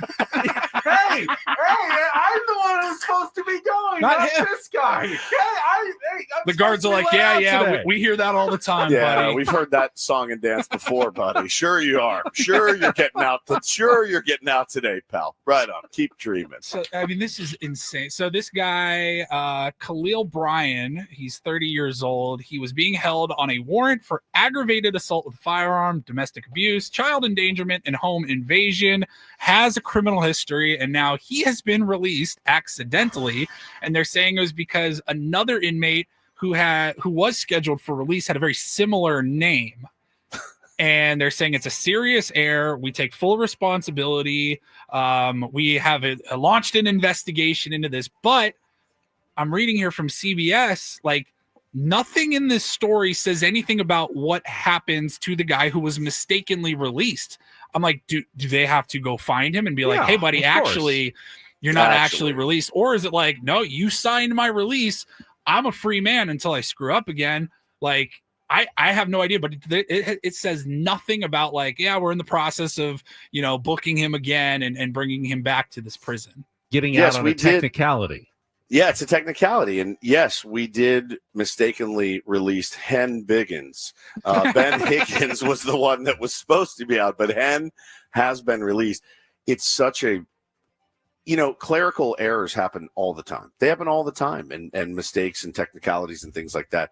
This is, I would say, a big one. This is yes. This is a big one. You may want to have a couple of different, levels of. Let's make sure. Let's double check. Let's triple check. Let's just make sure that we have this right. Especially that. I mean, aggravated assault, et cetera, et cetera. Now the guy's on the street going, good luck. Now you were supposed to release Charles Hanson from prison. Right. Yeah. It makes no sense. But so now they got to go get this guy, and he's going to pitch a fit, I'm sure. And does he have a case at this point? I know. Okay. Side take. And I know this is wholly inconceivable, inappropriate, but if you can escape from prison, I sort of feel like, all right, well, you got out. It's their job to keep you in. If you get out, you're out, and you shouldn't have to go back. If you can then, live the straight and narrow life after you leave prison and not be arrested again, that they shouldn't be allowed to go find you. You got out. It's not their job to keep you in. It's not a game show. You know what I mean? Reality TV. I would watch that show, Escape from Prison reality show. Like, they have to find a way to get out of their reality show somehow. And if you do, it's your path to freedom. I don't have the stomach to try to escape. It's like, you're going to get caught for the most part, 99% of the time, I would imagine. And then they're like, oh, by the way, we're going to throw another 10 years on your sentence, buddy. Holy cow. Yeah, that's Chris says, Ben, big time Andy Dufresne fan. I am a huge Andy Dufresne fan. As am I. Huge fan of Andy Dufresne. And, Red. I know he committed murder, but I think he turned his life around after 50 years inside of Shawshank. Then how come you're not letting the butt sniffer turn his life around? If he potentially rehabilitates himself, you want to put him under the jail. Maybe he wants to be better in his life. Give him 50 years, and then we'll talk about the rehab on his image. I just heard for the first time today, it's 9:52. I just had one tiny little glitch in the tie line over here, and I wondered if it came through on the air. And I'm sitting here wondering, I'm exhausted, 2 hours of sleep, very stressful, kind of traumatic day yesterday. This is the first broadcast we've ever done remotely where it didn't drop off. The one day I wanted it to drop off, It did not drop. I was praying that this tie line would shut down. And I'm sorry, fellas, I don't know what happened. It's been flawless. Couldn't hear a thing. It's been absolutely flawless because, of course, it has. But, man, thank you guys for indulging me this morning in what was just one of the craziest days. A day I'm sure my family will look back on many years down the road and laugh. It is a little eerie still being here right now because you just never know. I think we have like 9 days left here, so hopefully nowhere to go but up on this vacation. Well, get some rest because tomorrow's show could end up being a pretty big one. It is trade deadline morning. We will definitely be monitoring all the social media channels for any breaking news. Of course, anything could happen today as well, so keep it tuned here for Braden and then the Padres game and then the post-game show with Ello and Scraby if anything happens today. But tomorrow's the day you really circle on the calendar, and we will start early to see what trades are going down in the Padres and the rest of Major League Baseball. Woods, thank you for making it through a tsunami just to be here with all the Tier 1s this morning. I love you guys. I love the Tier 1s. I love the power of local radio. And it's not even 7 a.m. where you are. Have a great rest of your day. For Stephen Woods, for Paulie Reindl, I'm Ben Higgins. Enjoy the rest of your Wednesday, San Diego, from San Diego's #1 sports station, 97.3 The Fan. So long, everybody.